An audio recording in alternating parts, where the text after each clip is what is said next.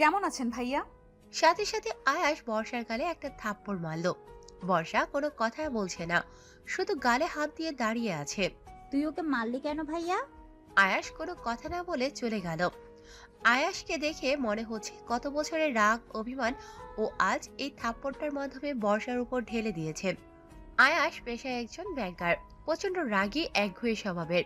রুমে গিয়ে আয়াস, এত বছরে কি আমার কথা তোমার একটু মনে পড়েনি? আমাকে একটাবারও দেখতে ইচ্ছে হয়নি? আমি বারবার তোমাকে একটাবার দেখার আশায় গ্রামে ছুটে গিয়েছি, আর তুমি বারবার আমার কাছ থেকে পালিয়ে বেরিয়েছ। একটা সময় আর গ্রামে যাইনি, তোমাকে তোমার মতো থাকতে দিয়েছি। কেন এমন করলে? কিন্তু এবার আমি যখন তোমাকে একবার আমার কাছে পেয়েছি, আর আমার কাছ থেকে পালাতে দেব না। আর না, অনেক সহ্য করেছি আমি। ভাইয়া কি সেই আগের কথা এখনো মনে রেখেছে? এত বছর পরেও ভোলেনি? আচ্ছা মানলাম ভোলেনি, তাতেও আজ তো আমার কোনো দোষ ছিল না। তাহলে আমাকে হঠাৎ থাপ্পড় মারলো কেন? কি করেছি আমি? এই জন্যই আমি এ বাড়িতে আসতে চাইনি, তাও আসতে হলো। বলে রুমে ঢুকতেই দেখে বিছানায় আয়াস বসে আছে। বিছানায় আয়াসকে দেখেই বর্ষা থতমত খেয়ে রুম থেকে বেরিয়ে যাবে, এমন সময় আয়াস এসে বর্ষাকে শক্ত করে জড়িয়ে ধরল। কি করছেন কি? ছাড়ুন। বর্ষা আয়াসকে ছাড়ানোর অনেক চেষ্টা করলো, কিন্তু পারল না। আমি কি এতটাই খারাপ? কেন করলে এমন? কেন এত বছর আমার থেকে এত দূরে দূরে ছিলে? কেন এত বছর আমাকে এত কষ্ট দিলে? কি অন্যায় ছিল আমার? দেখুন, আমরা এখন আর ছোট নেই, আর সম্পর্কে আপনি আমার মামাতো ভাই। আপনাকে আমি যথেষ্ট সম্মান করি, আর মামাতো ফুফাতো ভাই বোনের মধ্যে মোটেও এইসব কাম্য নয়। বর্ষার কথায় আয়েশের মাথায় যেন আকাশ ভেঙে পড়ল। আয়েশের কলিজাটা যেন ছিঁড়ে যাচ্ছে। আয়েশ বর্ষাকে ছেড়ে দিয়ে ওর দিকে করুণ দৃষ্টিতে তাকিয়ে, আমি শুধুই তোমার মামাতো ভাই? তাছাড়া আর কি? আয়েশ মুহূর্তের মধ্যে নিজেকে সামলে নিয়ে, নিজের বউকে যে আমি নিজের বোন বলে মনে করব, এত বড় বোকাও নই আমি। বলে বিছানায় শুয়ে পড়ল। কিসের বউ? আমি আপনার বউ না। ওই বিয়ে আমি মানি না। ওটা জাস্ট খেলার ছলে হয়ে গিয়েছিল। তাহলে আমাদের বিয়ের কথাটা মনে আছে তোমার? কিন্তু এই বিয়েটা তো তুমি মানো না। তাহলে কেন মনে রেখেছো এই বিয়েটার কথা? আর এত বছর আগের কথা তো তোমার মনে থাকারও কথা না। আর এই ঘটনাটা যখন ঘটেছিল, তখন তো তুমি খুব ছোট ছিলে। এমনিও তো তোমার মনে থাকার কথা না, যদি না ঘটনাটা তোমার কাছে গুরুত্বপূর্ণ হয়। আয়েশের কথা শুনে বর্ষা থতমত খেয়ে গেল। কি উত্তর দেবে ও? সত্যিই তো এই ঘটনা ও এত পরিষ্কারভাবে মনে রেখেছে কেন? কোনো উত্তর নেই ওর কাছে। তাই দ্রুত কথা ঘোরানোর জন্য বর্ষা, আপনি এখানে শুয়েছেন কেন? কেউ এসে দেখে ফেললে কি ভাববে? তাছাড়া আমি আর আনিকা একসাথে ঘুমাবো। ও যে কোনো সময় এসে যাবে। উঠুন এখান থেকে, উঠুন। আয়েশ উঠে বেরিয়ে যেতে যেতে, দেখতে শুনতে তো ভালোই হয়েছো। সেই বহু বছর আগেও তোমাকে দেখে তোমার উপর ফিদা হয়ে গিয়েছিলাম, আজ আবার নতুন করে হলাম। বলে রুম থেকে বেরিয়ে গেল। আয়েশ চলে যেতে যেন বর্ষা হাঁপ ছেড়ে বাঁচল। বর্ষা অনার্স দ্বিতীয় বর্ষে পড়ে। দেখতে আহামরি অত সুন্দর নয়, কিন্তু চেহারায় অসম্ভব একটা মায়া আছে। কাহিনীটা শুরু হয়েছে আজ থেকে 16 বছর আগে। বর্ষার বড় খালামণি মানে আয়াসের বড় ফুপির মেয়ে নিপার বিয়ের উপলক্ষে আয়াস, আদিব, ওদের মা বাবা বোনেরা গ্রামে আসে। তখন বর্ষার বয়স বেশি হলে 4 বা 5 বছর। আয়াস আর আদিবের বয়স 10 বছর। আয়াস বর্ষার বড় মামার ছেলে, আর আদিব বর্ষার ছোট মামার ছেলে, মানে আয়াসের কাকাতো ভাই। আয়াস আর আদিব এক বয়সী। ওরা এক বাড়িতেই থাকে। বাড়িতে ঢুকেই সবাইকে সালাম জানায়। বর্ষার মা গিয়ে পারভিন বেগমকে জড়িয়ে ধরে। এতদিন পরে আমাদের কথা মনে পড়লো ভাবি, তাও তো আসতে না। এই বিষয়টা যদি না হতো। আরে না, সবাই কথাই মনে পড়ে খুব, শুধু সময় আর সুযোগের অভাব। তা আমাদের টুনটুনি কোথায়? তখনই রুনা বেগমের পেছন থেকে গুটি গুটি পায়ে বেরিয়ে আসে ছোট্ট বর্ষা। চেহারায় অদ্ভুত একটা মায়া। রুনা বেগম বর্ষাকে দেখিয়ে, ওই যে তোমার টুনটুনি। মা, তুমি ওকে টুনটুনি বললে কেন? টুনটুনি তো পাখির নাম। এটা ওকে আদর করে বলেছি, আমি ওকে ভালোবেসে টুনটুনি বলে রেখেছি। এই টুনটুনি পাখি। তুই ওকে একদম টুনটুনি বলে ডাকবি না, ওকে শুধু আমি টুনটুনি বলে ডাকবো।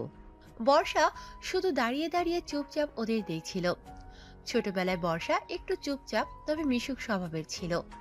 এরপর থেকেই টুনটুনি। এরপর যে কয়দিন আয়াস ওই বাড়িতে ছিল, শুধু টুনটুনি আর টুনটুনি। খেতে গেলে টুনটুনি, ঘুমাতে গেলে টুনটুনি। বর্ষা বয়সে অনেক ছোট, বাচ্চা মেয়ে একটা, কিন্তু অন্য কারোর সাথে খেলবে এটা আয়েশার একদম পছন্দ না। বর্ষাকে অন্য কারোর সাথে খেলতে দেখলেই বর্ষার গালে ঠাস ঠাস চড় পড়তো। আর বর্ষার উপর আয়েশের এই বেশি বেশি অধিকার ফলানো আদিব আবার ঠিক সহ্য করতে পারতো না। কারণ আবির চাইতো বর্ষা শুধু ওর কথা শুনবে। 4 বছরের একটা বাচ্চা মেয়ে, ওদের দুই ভাইয়ের মধ্যে পড়ে প্রাণ যায় যায় আর কি। কিন্তু তখনও বর্ষার ততটা বুঝ ক্ষমতা হয়নি যে ওরা কি করছে, কেন করছে। নিপার বিয়ে শেষে আয়েশ আর আবিদরা যখন ফিরে আসবে, তখন বর্ষা মন খারাপ করে বসে আছে, কারণ সবাই চলে যাচ্ছে। হঠাৎ আয়াস বর্ষার কাছে গিয়ে, আমায় বিয়ে করবি টুনটুনি? কিভাবে? দেখলি না নিপা আপুর বিয়ের সময় নিপা আপুর স্বামী 3বার কবুল বলল, আর নিপা আপুও 3বার কবুল বলল, আর সবাই বলল বিয়ে হয়ে গেছে। কবুল কবুল কবুল, এই 3বার আমি কবুল বলে দিয়েছি, এখন তুই বল। কবুল কবুল কবুল। কে জানতো এই 3বার কবুল বলাই ওর জীবনে চরম ভুল হয়ে দাঁড়াবে। এরপর থেকে আয়েশের সব সময় এক কথা, বর্ষা আর বউ। ও বর্ষাকে বিয়ে করেছে। সেই ছোটবেলা থেকে আয়েশ আর আবির দুই ভাই বর্ষার জীবনটা তেজপাতা করে দিয়েছে। তারপর শেষ ঘটনা ঘটলো বর্ষা যখন ক্লাস 7-এ পড়ে। তখন আয়েশ আর আবির বড় ইন্টার পরীক্ষা দিয়েছে, কিন্তু তারপরও যে ওরা এমন একটা কাণ্ড ঘটাবে বর্ষা বুঝতে পারেনি। বর্ষা যখন ক্লাস 7-এ পড়ে, সবে শৈশব থেকে কৈশোরে পা দিয়েছে। এই প্রেম ভালোবাসা কেবল একটু একটু বুঝতে শিখেছে। তখন আয়েশ আর আবিদের বাড়িতে আসে বেড়াতে। হঠাৎ একদিন বিকেলে আবিদ বর্ষাকে এসে বলে, এই বর্ষা ঘুরতে যাবি? কিন্তু আয়াস ভাইয়া যদি কিছু বলে? ওকে আমি দেখে নিব, তুই যাবি কিনা বল। চলো। তারপর বর্ষাকে নিয়ে আবিদ ঘুরতে বের হলো। এদিকে আয়াস কিছুক্ষণ বর্ষাকে না দেখে বর্ষা বর্ষা করে বাড়ি মাথায় তুলেছে। এই আনিকা বর্ষাকে দেখেছিস? ও তো আবিদ ভাইয়ের সাথে ঘুরতে বের হয়েছে। কি? আবিদের সাথে ঘুরতে বের হয়েছে শুনে আয়েশের তো মাথায় রক্ত উঠে গেছে। আয়াস রাস্তায় রাস্তায় আবিদ আর বর্ষাকে খুঁজতে লাগলো। হঠাৎ একটা ফুচকার দোকানের সামনে এসে দেখে বর্ষা আর আবিদ হাসাহাসি করছে আর ফুচকা খাচ্ছে। সাথে সাথে বর্ষার গালে একটা চড়। বর্ষার হাত থেকে ফুচকার প্লেট পড়ে গেল। আয়াস বর্ষার দিকে তাকিয়ে, তোকে আমি পরে দেখে নিব। তারপর আবিদের কলার ধরে, তোকে এত বড় সাহস দিয়েছে কে যে তুই আমার পারমিশন ছাড়া আমার বউকে নিয়ে ঘুরতে বের হয়েছিস? কিসের বউ? খেলার ছলে 3বার কবুল বললেই বিয়ে হয়ে যায় নাকি? আজ তুই এখন বড় হয়েছিস, বুঝতে শেখ। ওটা কোনো বিয়ে ছিল না, ওটা জাস্ট খেলার ছলে হয়ে গেছে। আবিদের কথা শুনে আয়েশ রেগে মেগে আবিদকে মারলো এক ঘুষি। আবিদ তো ছেড়ে দেওয়ার পাত্র নয়, সেও আয়েশকে মারলো এক ঘুষি। এভাবে প্রায় 30 মিনিট মারামারি চলল। রাস্তার পাশের মানুষ এসে ওদের অনেক ছাড়ানোর চেষ্টা করলো, কিন্তু কেউ পারল না। অবশেষে রাস্তার পাশের লোকজন পুলিশে খবর দিল। পুলিশ এসে ওদের দুজনকে ধরে নিয়ে গেল আর ওদের বাড়ির লোককে খবর দিল। আয়েশের ঠোঁট ফেটে রক্ত পড়ছে, আবিদের গাল ফেটে রক্ত পড়ছে। আরমান সাহেব আয়েশের বাবা পুলিশ স্টেশন থেকে আয়েশ আর আবিদকে ছাড়িয়ে এনেছে। ছি ছি, লজ্জায় আমার মাথা কাটা যাচ্ছে। তোমাদের জন্য আজ আমাকে পুলিশ স্টেশন পর্যন্ত যেতে হয়েছে। তোমরা কি এখনো ছোট? কিন্তু তোমরা কি কারণে এমন করলে?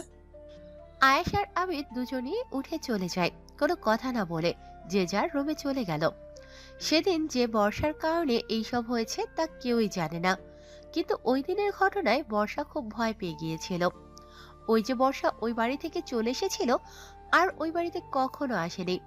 আয়েশ বারবার বর্ষাকে একটা বার দেখার জন্য গ্রামে ছুটে গিয়েছিল, কিন্তু বর্ষা সেই দিনের পর থেকে আর আয়েশের সামনে আসেনি। আসবেও বা কিভাবে? আয়েশ গ্রামে গিয়েছে শুনলেই আদিবও গ্রামে গিয়ে হাজির। আবার আবিদ গ্রামে গিয়েছে শুনলেই আয়েশও গ্রামে গিয়ে হাজির। যখনই গ্রামে যায় দুই ভাই একসাথে গিয়েই হাজির। আর এইদিকে বর্ষা দুই ভাই গ্রামে এসেছে শুনলেই কোনো অজুহাত দেখিয়ে অন্য কোনো আত্মীয়ের বাড়িতে চলে যেত। আর যতদিন না ওরা গ্রাম থেকে যেত, বর্ষাও বাড়ি ফিরতো না। এভাবে করতে করতে একসময় আয়েশ আর আবিদও গ্রামে আসা ছেড়ে দেয়। বর্ষা এবারও এ বাড়িতে আসতে চায়নি। কিন্তু আফরিনের বিয়ে, না এসেও উপায় নেই। বর্ষার মামা বলেছে এইবার বর্ষা এ বাড়িতে না আসলে বর্ষাকে তুলে নিয়ে আসবে। আর তাছাড়া বর্ষা ভেবেছিল আয়েশ এখন বড় হয়েছে, চাকরি করে, এখন হয়তো ও পিছনের কথা সব ভুলে গিয়েছে। আয়েশের হয়তো এখন কোনো গার্লফ্রেন্ডও আছে। কিন্তু বর্ষা সব চিন্তা ভাবনাকে মিথ্যে প্রমাণ করে আয়াস সব কিছু মনে রেখেছে। এইসব পুরনো কথা ভাবতে ভাবতে বর্ষা কখন যে ঘুমিয়ে পড়েছে টেরই পায়নি। হঠাৎ মাঝরাতে ঘুমের মধ্যে টের পেল কেউ কে আস্তে পিস্তে জড়িয়ে ধরেছে, আর তার গরম নিঃশ্বাস ওর ঘাড়ের উপর পড়ছে। বর্ষা প্রথমে ভেবেছিল আনিকা। বর্ষা ঘুমের মধ্যেই আনিকাকে সরিয়ে দিচ্ছিল, কিন্তু গায়ে হাত দিতেই দেখে এটা তো আনিকা না, শক্তপোক্ত কোনো পুরুষের দেহ। বর্ষা চোখ মেলে তাকিয়ে দেখে আয়েশ ওকে শক্ত করে জড়িয়ে ধরে ঘুমিয়ে আছে। বর্ষা এক লাফে বিছানা থেকে ওঠে।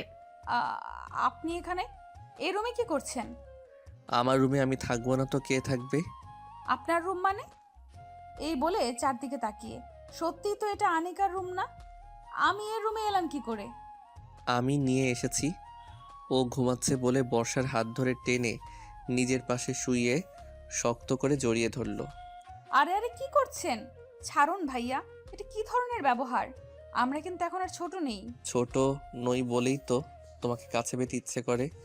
ছোট হলে তো আর করতো না। এখন ঘুমাতে দাও। কতদিন পর বউকে কাছে পেয়েছি বলো তো?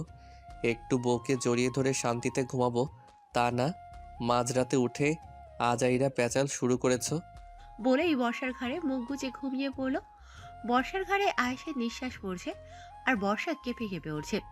কেমন যেন একটা অনুভূতি কাজ করছে বর্ষার মধ্যে, কি করবে বুঝতে পারছে না। ছাড়ুন ছাড়ুন বলে আয়েশের বাঁধন থেকে বের হতে অনেক চেষ্টা করলো, কিন্তু পারল না।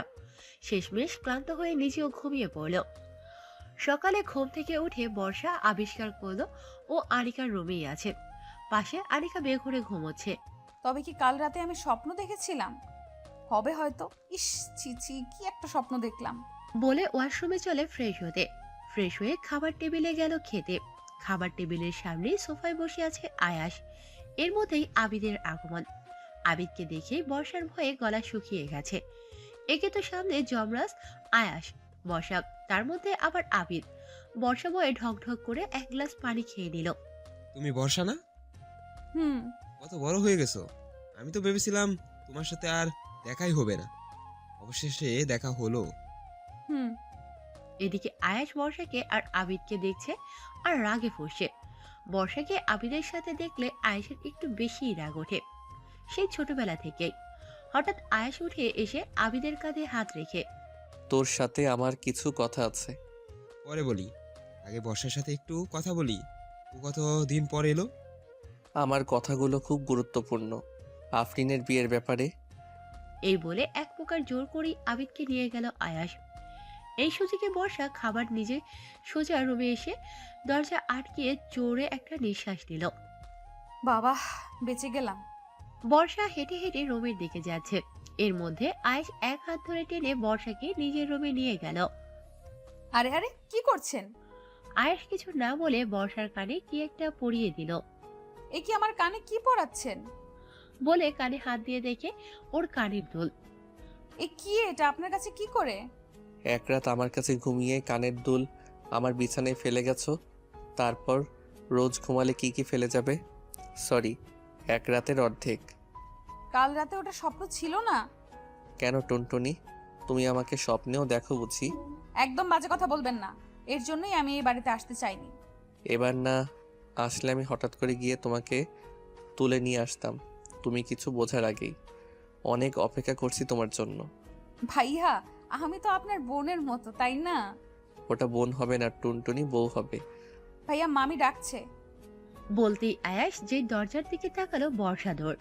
আয়াস বোকার মতো বর্ষার দিকে তাকিয়ে, আমার থেকে পালিয়ে আর কত দূরই বা যাবে?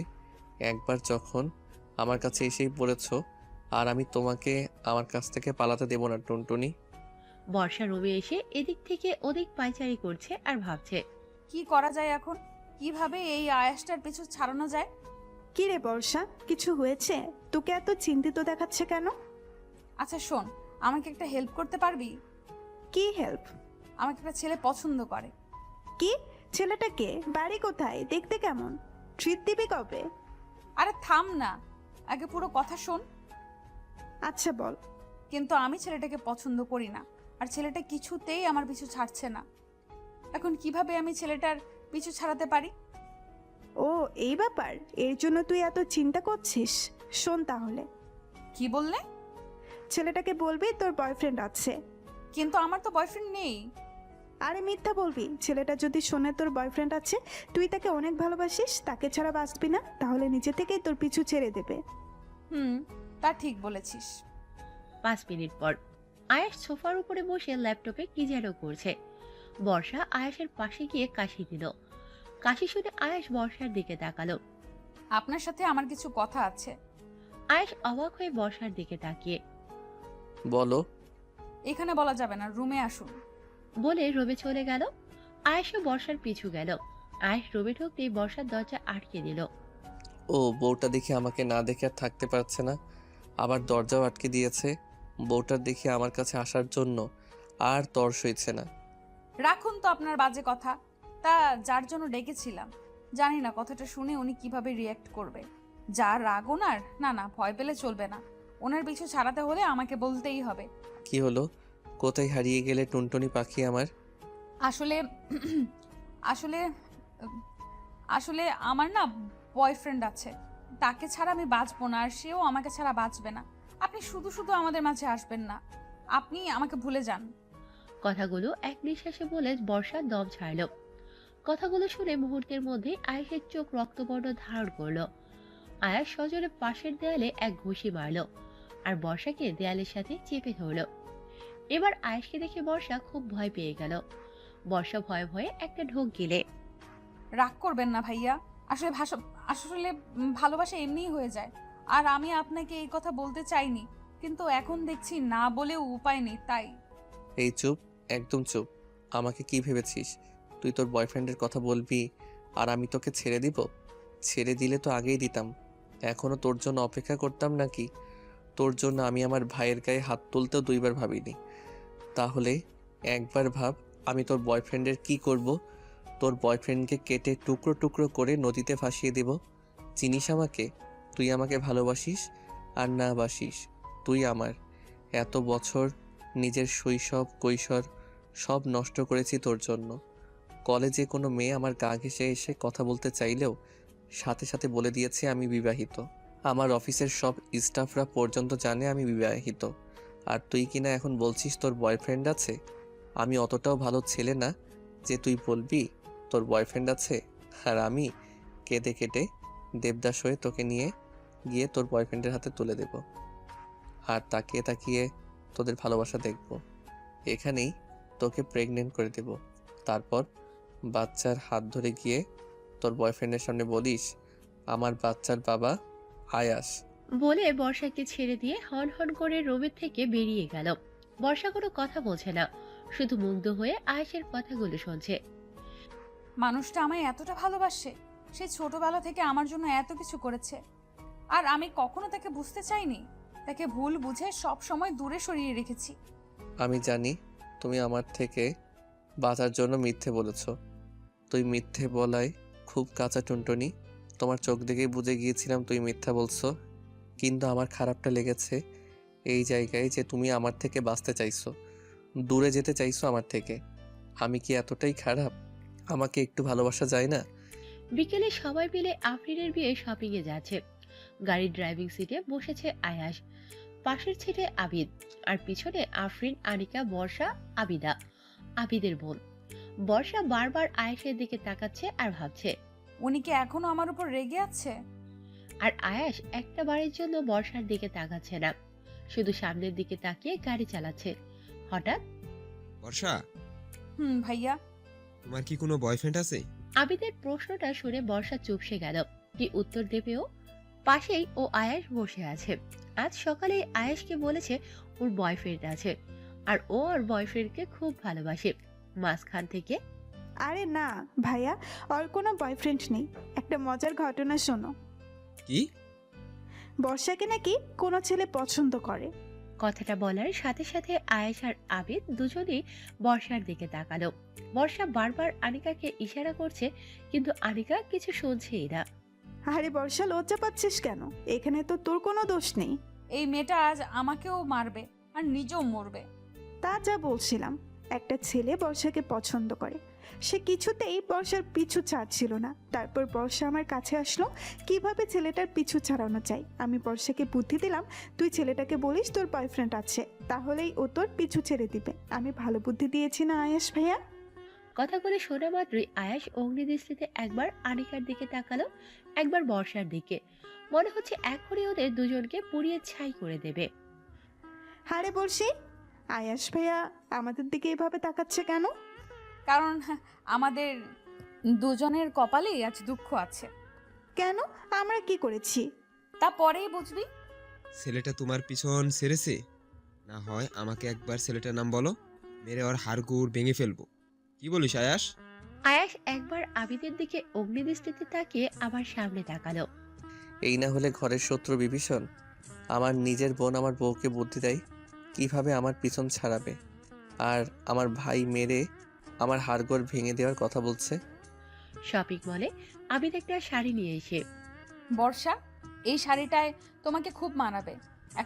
আয়াস এসে আবিদের হাত থেকে শাড়িটা নিয়ে, আবিদ, তোর চয়েস এত খারাপ, তুই শেষ পর্যন্ত এমন একটা শাড়ি চয়েস করলি।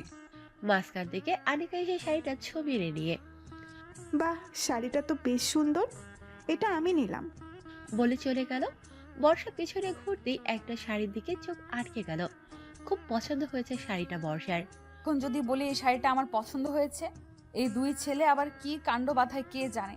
তাছাড়া আমার বাসা থেকে টাকাও আনিনি। কিছু পছন্দ না হয় অপূর্ণই থাক। বলে অন্যদিকে চলে গেল। বিষয়টা সবার চোখ এড়িয়ে গেলেও আয়েশের চোখ এড়ায়নি। মাঝরাতে আজও বর্ষা অনুভব করল ওর ঘাড়ের উপর কারো নিঃশ্বাস পড়ছে। বর্ষা লাফ দিয়ে উঠে আয়েশকে দেখে এক ধাক্কা দিল। আয়েশ হকচকিয়ে ওঠে। কি কি কি হয়েছে? আপনি আবার আজ আমাকে এই রুমে এনেছেন কেন? আয়েশ বর্ষার হাত ধরে টেনে নিয়ে নিজের বুকের সাথে মিশিয়ে, আমার বউকে আমার ঘরে আনবো না তো কোথায় আনবো? কিসের বউ? তোমার সাথে এত রাতে আমার এই বিষয়ে তর্ক করার কোনো ইচ্ছা নেই। আমাকে ঘুমাতে দাও টুনটুনি। আপনি না আমার উপর রেগেছিলেন? রাগ অভিমান সব দিনে, রাতে বউয়ের সাথে কোনো রাগ অভিমান নেই। বলেই বর্ষাকে জড়িয়ে ধরে শুয়ে পড়ল। ছাড়ুন ছাড়ুন। বলে সরে যেতে চাইল। আয়েশ বর্ষার কোমর ধরেই এক চাপ দিল। কোমরে আয়েশের স্পর্শ পেতেই বর্ষা ফ্রিজ। পরের দিন সকালে উঠে বর্ষা আবারও দেখলো ও আনিকার রুমেই আছে। পরের দিন সকালে সবাই টেবিলে বসে খাবার খাচ্ছে। বর্ষার এক পাশে বসেছে আবিদ আর অন্য পাশে আয়াস। দুজনের মধ্যে বসে বর্ষার প্রাণ যায় যায়। এই পাশ থেকে আবিদ বর্ষা বর্ষা করছে আর খাচ্ছে, আর ওই পাশ থেকে আয়াস বর্ষার দিকে অগ্নিদৃষ্টিতে তাকিয়ে আছে। খুব অস্বস্তি লাগছিল বর্ষার, তাই খাওয়া রেখেই উঠে পড়ল বর্ষা। এ কি বর্ষা, খাওয়া রেখে উঠলে কেন? আমার খাওয়া হয়ে গিয়েছে। কি বলো, এইটুকু খেলে কিভাবে হবে? বসো, সবটা শেষ করো। এইদিকে আবিদের কথা শুনছে আর আয়াস রাগে ফুঁসছে। বর্ষা আয়াসের রুমের পাশ থেকে হেঁটে যাচ্ছে। এর মধ্যে আয়াস বর্ষাকে টেনে নিয়ে দেয়ালের সাথে চেপে ধরল। আবিদের সাথে এত মাখামাখি কিসের? কই, এখন অবধি আবিদ ভাইয়া সেদে সেদে কথা বললে আমি কি করব? অত কিছু বুঝি না, তোমার সাথে আমার অন্য কারো সহ্য হয় না, ব্যাস এইটুকুই জানি। বাচ্চাদের মতো করছেন কেন? তুমি জানো না কেন বাচ্চাদের মতো করছি? না, আমি জানি না ভাইয়া। এই তুমি কি বললে? একদম ভাইয়া বলবে না। আর 100 বার বলবো ভাইয়া ভাইয়া ভাইয়া ভাইয়া ভাইয়া। একবার ভাইয়া বললে কিন্তু খুব খারাপ হবে টুনটুনি। কি করবেন আপনি? বলতেই আয়াস নিজের ঠোঁট দুটো বর্ষার ঠোঁটের সাথে মিলিয়ে দিল। আয়াসের এমন কাণ্ডে বর্ষা অবাকের চূড়ান্ত সীমায় পৌঁছে গেছে। চোখ দুটো বড় হয়ে মনে হচ্ছে এখনই বেরিয়ে আসবে। একটু পর আয়াস বর্ষাকে ছেড়ে দিয়ে বর্ষার কোমর ধরে একদম নিজের কাছে নিয়ে এসে, আর বলবে ভাইয়া? এটা কি করলেন ভাইয়া? বলতেই আয়াস আবার নিজের ঠোঁট দুটো বর্ষার ঠোঁটের সাথে মিলিয়ে দিল। বর্ষা আয়াসকে নিজের থেকে ছাড়ানোর অনেক চেষ্টা করছে, কিন্তু আয়াসের ওইদিকে কোনো ভ্রুক্ষেপ নেই। আয়াস বর্ষার ঠোঁটে স্বাদ নিতে ব্যস্ত। এখন বর্ষারও আর কিছু বলার নেই। কোনো এক অজানা অনুভূতি বর্ষাকে ঘিরে ধরেছে। বর্ষা ফ্রিজ হয়ে দাঁড়িয়ে আর বর্ষাকে কিছু না বলতে দেখে আয়াস আরো সাহস পেয়ে গেল। এবার রীতিমতো আয়াস বর্ষার ঠোঁট চষতে শুরু করলো, যেন বর্ষার ঠোঁট থেকে মধু খাচ্ছে। প্রায় 7-8 মিনিট পর বর্ষাকে ছেড়ে দিয়ে আয়াস নিজের বৃদ্ধা আঙ্গুলি দিয়ে বর্ষার ঠোঁটে স্লাইড করতে করতে ফের যদি ভাইয়া বলো এর থেকেও খারাপ হবে। ও সরি সরি, খারাপ বলছি কেন, এর থেকেও রোমান্টিক কিছু হবে। বর্ষা এখনো স্ট্যাচুর মতো দাঁড়িয়ে আছে। আয়েশের কোনো কথা যেন ওর কানে যাচ্ছে না। বর্ষাকে কোনো কথা বলতে না দেখে বর্ষার চোখের সামনে আয়েশ তুড়ি বাজিয়ে, এই বর্ষা কোথায় হারিয়ে গেলে? নাকি এখনো আমার ঠোঁটের মধ্যে ডুবে আছো? আয়েশের কথায় বর্ষার ধ্যান ভাঙল। আপনি এটা কি করলেন? এরকম একটা কাজ করতে পারলেন আমার সাথে? এইটুকুতে এই কথা বলছো? তাহলে যখন থেকে কৈশোরে থেকে যৌবনে পা দিয়েছি তখন থেকে প্রতি রাতে স্বপ্নে তোমার সাথে যা করেছি তার বিন্দু পরিমাণ যদি এখন তোমার সাথে করি তাহলে কি বলবে আমার টুনটুনি পাখি? বর্ষা আয়েশকে নিজের থেকে ধাক্কা দিয়ে সরিয়ে অসভ্য লোক একটা। বলে চলে গেল। আয়াস বর্ষার চলে যাওয়ার দিকে তাকিয়ে দুষ্ট একটা হাসি দিল। মাত্র গোসল করে ভেজা চুলে বেরিয়ে ড্রেসিং টেবিলের সামনে চুল মুছে বর্ষা। ভেজা চুলে আমার টুনটুনি পাখিটাকে তো সেই লাগে। কথাটা শুনতেই পেছন ফিরে দেখে আয়াস বিছানার উপর বসে আছে। আপনি এখানে? তুমি যেখানে আমি সেখানে। এই, আপনি কি কখনো আমার পিছু ছাড়বেন না? মরে গেলেও ভূত হয়ে আবার তোমার কাছে ফিরে আসবো। আপনার সাথে কথা বলে কোনো লাভ নেই। বের হন এই রুম থেকে, এখনই বের হন। না, আমি যাব না। থাকুন তাহলে আপনি, আমিই চলে যাচ্ছি। বলে রুম থেকে বের হতে নিলে আয়াস বর্ষার কোমর ধরে টেনে নিজের কাছে নিয়ে আসে। এগুলো কি ধরনের অসভ্যতামি? উফ বউ, তুমি রাগলে তোমাকে যা হট লাগে না। এগুলো কি ধরনের মুখের ভাষা? বলতেই আয়াস আলতোভাবে বর্ষার গলায় হাত দিল। গলায় হাত দিয়ে আয়াস বর্ষার ঠোঁটের দিকে আগাচ্ছে। এর মধ্যে বর্ষা, আনিকার গলা শুনতেই আয়াস বর্ষাকে ছেড়ে দিল। ভাইয়া তুই এখানে তোর সাথেই দেখা করতে আসছিলাম। কেন? গাড়িতে যেন কি বলছিলি? বর্ষাকে একটা ছেলে পছন্দ করে, তাকে ওর থেকে দূরে সরানোর জন্য ওকে বুদ্ধি দিয়েছিস। ওর বয়ফ্রেন্ডের কাছে এটা তাকে বলার। এসব উদ্ভট বুদ্ধি তোর মাথায় আসে কোথা থেকে? ফের যদি শুনি তুই এসব উল্টাপাল্টা বুদ্ধি বর্ষাকে দিয়েছিস, মেরে তোকে তক্তা বানিয়ে দেব। ঘরের শত্রু বিভীষণ কোথাকার। বলে চলে গেল। আনিকা বর্ষার দিকে অবাক হয়ে তাকিয়ে, হ্যাঁ রে বর্ষা, ভাইয়া কি বলে গেল? আমি তো কিছুই বুঝলাম না। আমি কিভাবে জানবো? বলে রুম থেকে বেরিয়ে গেল। আজ রাতে বর্ষা বসে আছে। আজ ও দেখবে কিভাবে ও ঘুমালে আয়াস এসে ওকে তার রুমে নিয়ে যায়। রাত 1টা। কে যেন দরজা খুলে বর্ষার রুমের ভিতর আসে। আপনি আবার এসেছেন? তুমি ঘুমাওনি? আমাকে আপনার রুমে নিয়ে যেতে দেব না। ওকে কি আর করার, আমার বউ আমাকে ছেড়ে ঘুমাতে পারলেও আমি তো আমার বউকে ছাড়া ঘুমাতে পারবো না। আজ তাহলে আমি এখানেই ঘুমাবো বউয়ের সাথে। বলেই বিছানায় শুয়ে পড়ল। বর্ষা হন্তদন্ত হয়ে উঠে দাঁড়িয়ে, আরে কি করছেন? আনিকা উঠে যাবে তো। বর্ষা দাঁড়াতেই আয়েশ বর্ষাকে কোলে তুলে নিয়ে হাঁটা শুরু করলো। আরে আরে কি করছেন? আমাকে নামান, আমি আপনার রুমে যাব না। এত চিৎকার করছো কেন? বাড়ির সবাই উঠে যাবে তো। উঠুক, উঠে দেখুক বাড়ির ছেলে মাঝরাতে আমার সাথে কি ধরনের অসভ্যতামি শুরু করেছে। বাড়ির সবাই উঠলে তোমারই সমস্যা। তুই তো জানোই আমার একটা লজ্জা শরম কম, কিন্তু তোমার তো লজ্জা শরম নাগের ডগায়। বলে বর্ষাকে বিছানায় শুয়ে বর্ষাকে জড়িয়ে ধরে ঘুমিয়ে পড়ল। বর্ষারও কিছু করার নেই। এত বড় একটা পুরুষ মানুষের সাথে ও শক্তিতে কি করে কুলিয়ে উঠতে পারে। সকালে উঠে বর্ষা দেখে ও ওর রুমেই আছে। কবে যে এই বাড়ি থেকে চলে যেতে পারবো কে জানে। বর্ষা ফ্রেশ হয়ে সিঁড়ি থেকে নিচে নামছে। এর মধ্যে একটা ছেলে দৌড়ে এসে, আরে বর্ষা না, আরে অয়ন, তুই এখানে? আমার ভাইয়ের বিয়ে, ভাবির সাথে একটু দেখা করতে এলাম। তুই এখানে? তোর ভাবি আমার বোন। তাহলে এখন তো আমরা বিআই বিএন, কি বলো? বলে দুজনেই হেসে দিল। অয়ন বর্ষার ক্লাসমেট। এদিকে বুকে হাত গুজে আবিদ আর আয়ান দুজনেই দেখছে বর্ষা অয়ন হেসে হেসে কথা বলছে। ওদের দুজনের চোখ দিয়ে যেন আগুন ঝরছে। আবিদ ছেলেটাকে, সে আফরিনের হবু বরের খালাতো ভাই। যাই হোক, ওর কপালে দুঃখ আছে। দুঃখের থেকেও বেশি কিছু আছে। একটু পর বর্ষাকে একা দেখতে পেয়ে আবিদ আর আয়াস দুজনেই ওর কাছে গেল। ছেলেটাকে ছেলেটার সাথে হেসে হেসে এত কি বলছিলে? বর্ষা কিছু বলতে যাবে এর মধ্যে ছেলেটা কি আমাদের থেকে সুন্দর যে ওর সাথে কথা বলতে গিয়ে তোমার মুখে হাসি ফুটে উঠলো? কই, আমার সাথে কথা বলার সময় তো তোমার মুখে হাসি ফোটে না? কি যাতা বলছেন? ও হলো ও কি এমন বলছিল যাতে তোমার এত হাসি পেল? ওই ছেলেটাকে আমি আজই মেরে পুঁতে ফেলবো। আরে আমার পুরো কথা শুনবেন তো। কি শুনবো? ওই ছেলেকে তো আমি কেটে টুকরো টুকরো করব। কেন টুনটুনি ওকে মারবো বলে তোমার কষ্ট হচ্ছে? থুর, ও আমার ক্লাসমেট আর আমার বেস্ট ফ্রেন্ডের বয়ফ্রেন্ড। আবিদ আর আয়াস দুজনে একসাথে বুকে হাত গুজে ও বলে চলে গেল। আজব তো। আফরিনের গায়ে হলুদের অনুষ্ঠানে সবাই নাচবে, তাই ছাদে নাচ প্র্যাকটিস করছে। নাচতে নাচতে হঠাৎ বর্ষার পড়ে যাওয়ার উপক্রম। বর্ষাকে পড়ে যেতে দেখে আবিদ আর আয়াস দুজনেই দৌড়ে এলো বর্ষাকে ধরবে বলে। বর্ষাকে ধরার থেকেই ওদের মাথায় চিন্তা ছিল যে ওরা একে অপরের বর্ষাকে ধরতে দিবে না। মাঝখান থেকে বর্ষার ঠাস, ও মাগো। আর আয়াস আর আবিদ দুজন জড়াজড়ি করে দাঁড়িয়ে আছে। সবাই বর্ষা আর আবিদের দিকে অবাক হয়ে তাকিয়ে আছে। বর্ষা ও আবিদ আর আয়েশের দিকে হাঁ করে তাকিয়ে আছে।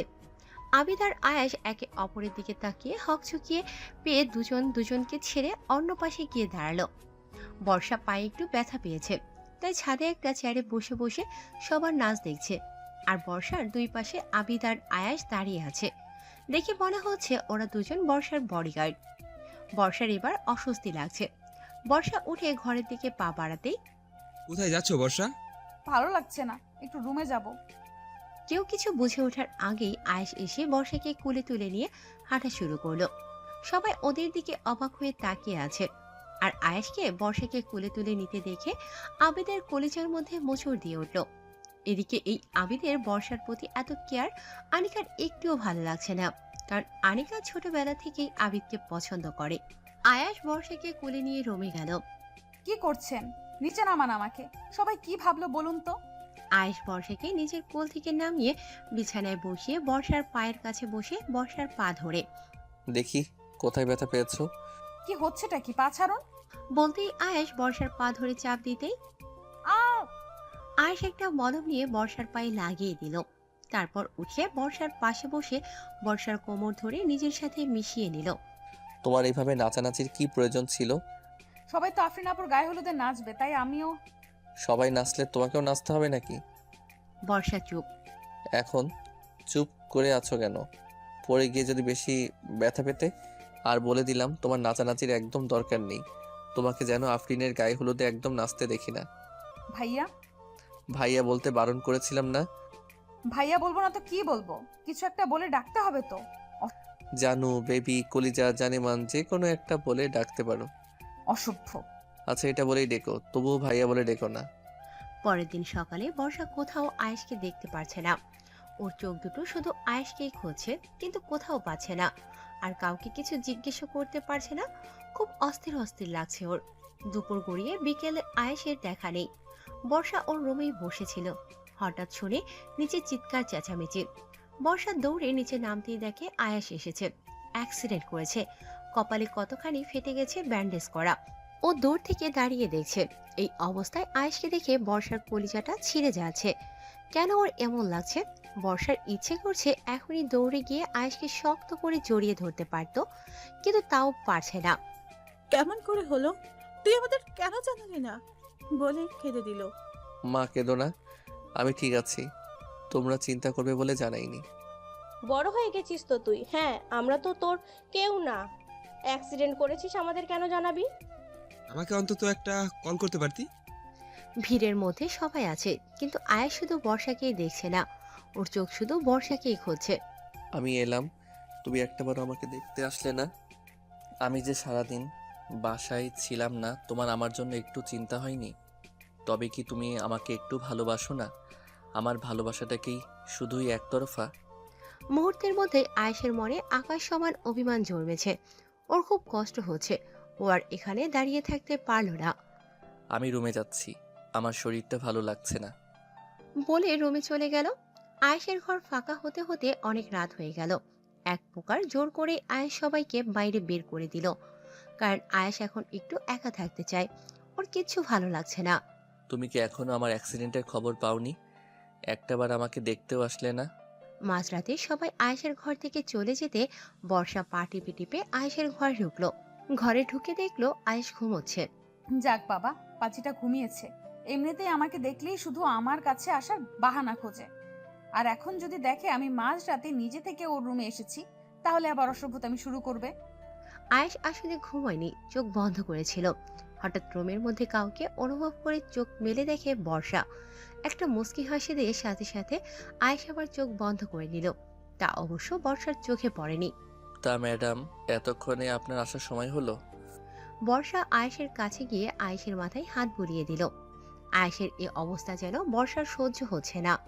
নিজের অজান্তেই ওর চোখ থেকে গড়িয়ে এক ফোঁটা পানি পড়ল আয়েশের মাথার উপর। আমার জন্য এত কষ্ট পাচ্ছ তুমি? আর বলো আমাকে ভালোবাসো না? আজ অ্যাক্সিডেন্টটা না করলে তো জানতেই পারতাম না আমার টুনটুনি পাখিটা আমায় এত ভালোবাসে। আমার এই সামান্য একটু আঘাতের জন্য সে কাঁদছে। এর জন্যই বলে আল্লাহ যা করে ভালোর জন্যই করে। বর্ষার হঠাৎ চোখ পড়ল আয়েশের ঠোঁটের দিকে। আয়েশের ঠোঁটের দিকে তাকিয়ে বর্ষার যেন নেশা লেগে যাচ্ছে। ইচ্ছে করছে এই ঠোঁটের স্বাদ নিতে। সাত পাঁচ না ভেবে বর্ষা নিজের ঠোঁট দুটো আয়েশের ঠোঁটের সাথে মিলিয়ে দিল। বর্ষার এমন কাণ্ডে আয়েশ তো অবাকের চূড়ান্ত সীমায় পৌঁছে গেছে। আমি স্বপ্ন দেখছি না তো? এরপর তুমি বলবে আমাকে ভালোবাসো না?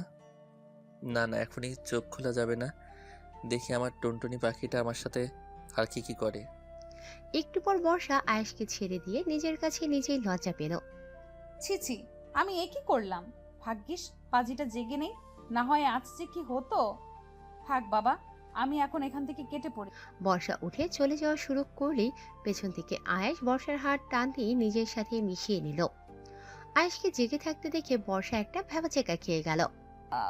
আপনি এখনো ঘুমাননি? ভাগ্যিস ঘুমাইনি। বলে একটা বাঁকা হাসি দিল। তাহলে ঘুমের ভান ধরেছিলেন কেন?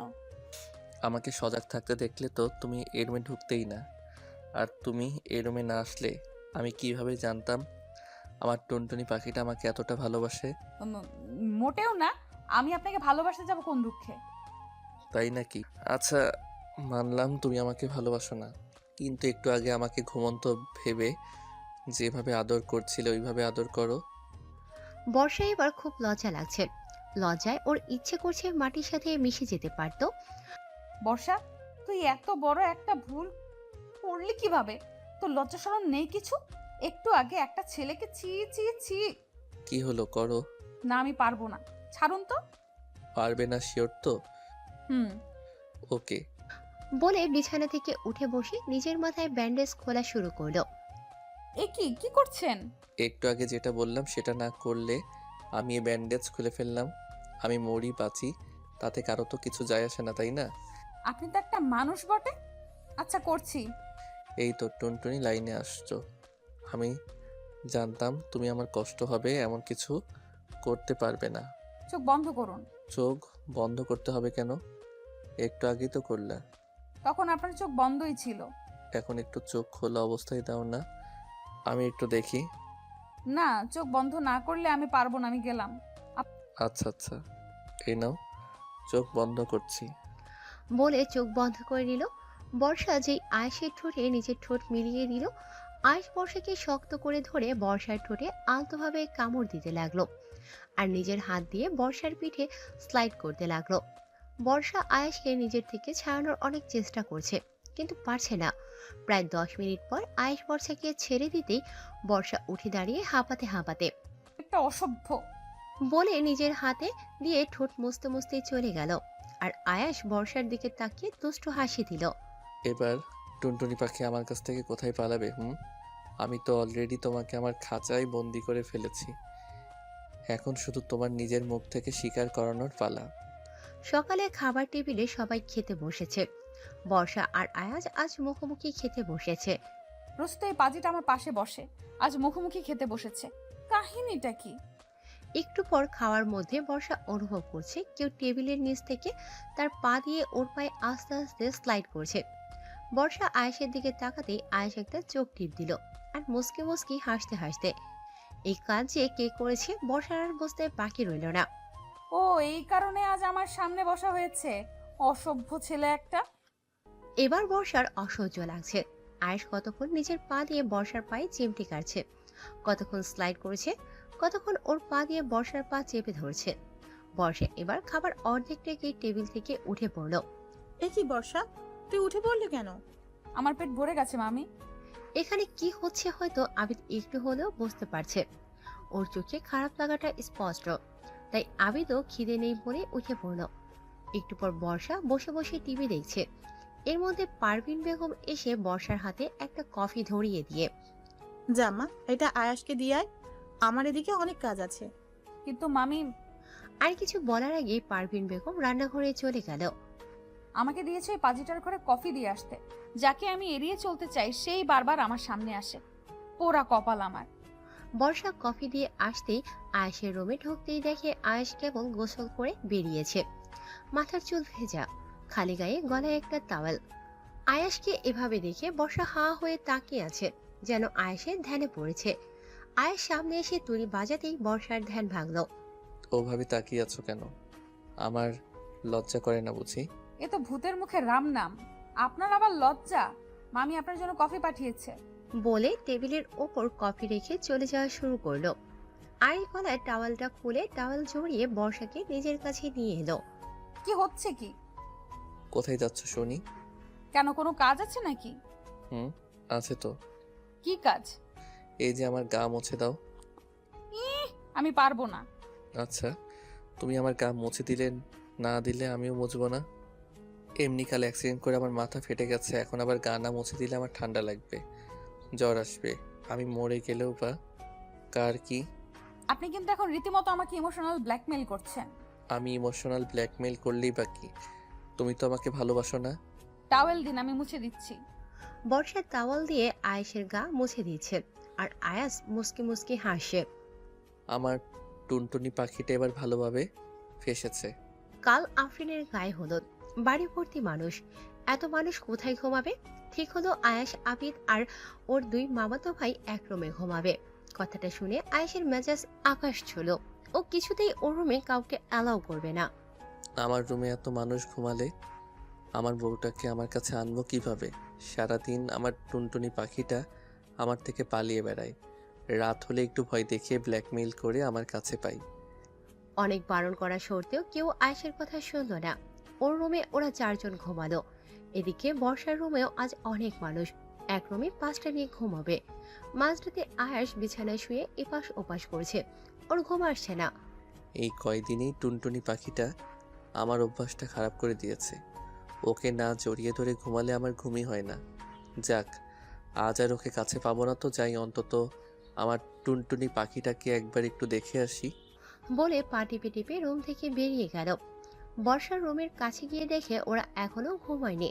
হঠাৎ আয়েশ শুনতে পেল আনিকা বলছে, এই তোরা এখন ঘুম না হয় চোখের নিচে আবার ডার্ক সার্কেল পড়বে, তখন ছেলে পটাবি কিভাবে? অমনি আয়েশের মাথা গরম ছিল। আনিকার এই কথা শুনে আয়েশের মাথা আরো গরম হয়ে গেল। এটা কি আমার বোন? সন্দেহ হচ্ছে।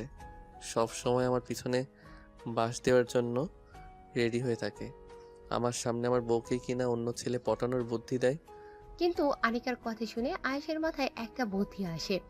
আচ্ছা, আমি যেমন অন্য ছেলেদের সাথে ওকে দেখলে আমার জেলাস হয়, ওরও কি আমাকে অন্য মেয়েদের সাথে দেখলে এমন জেলাস হয়?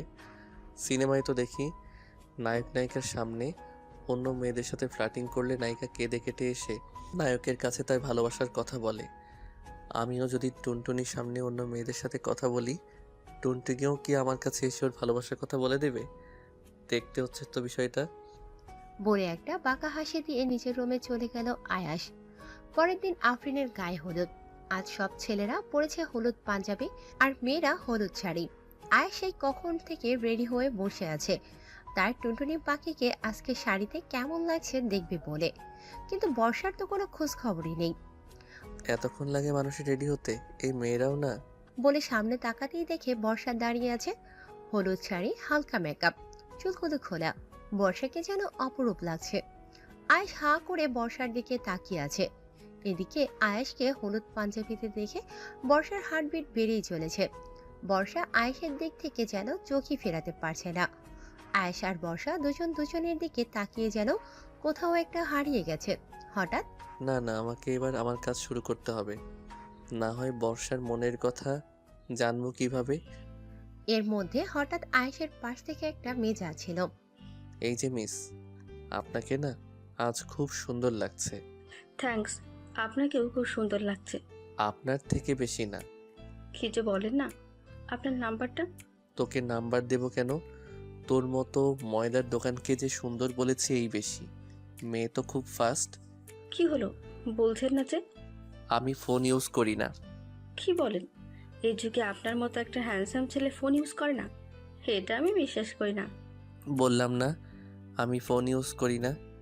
নিজেই সে ফ্ল্যাটিং শুরু করলো, এখন নিজেই ধমক দিচ্ছে। পাগল টাগল কি?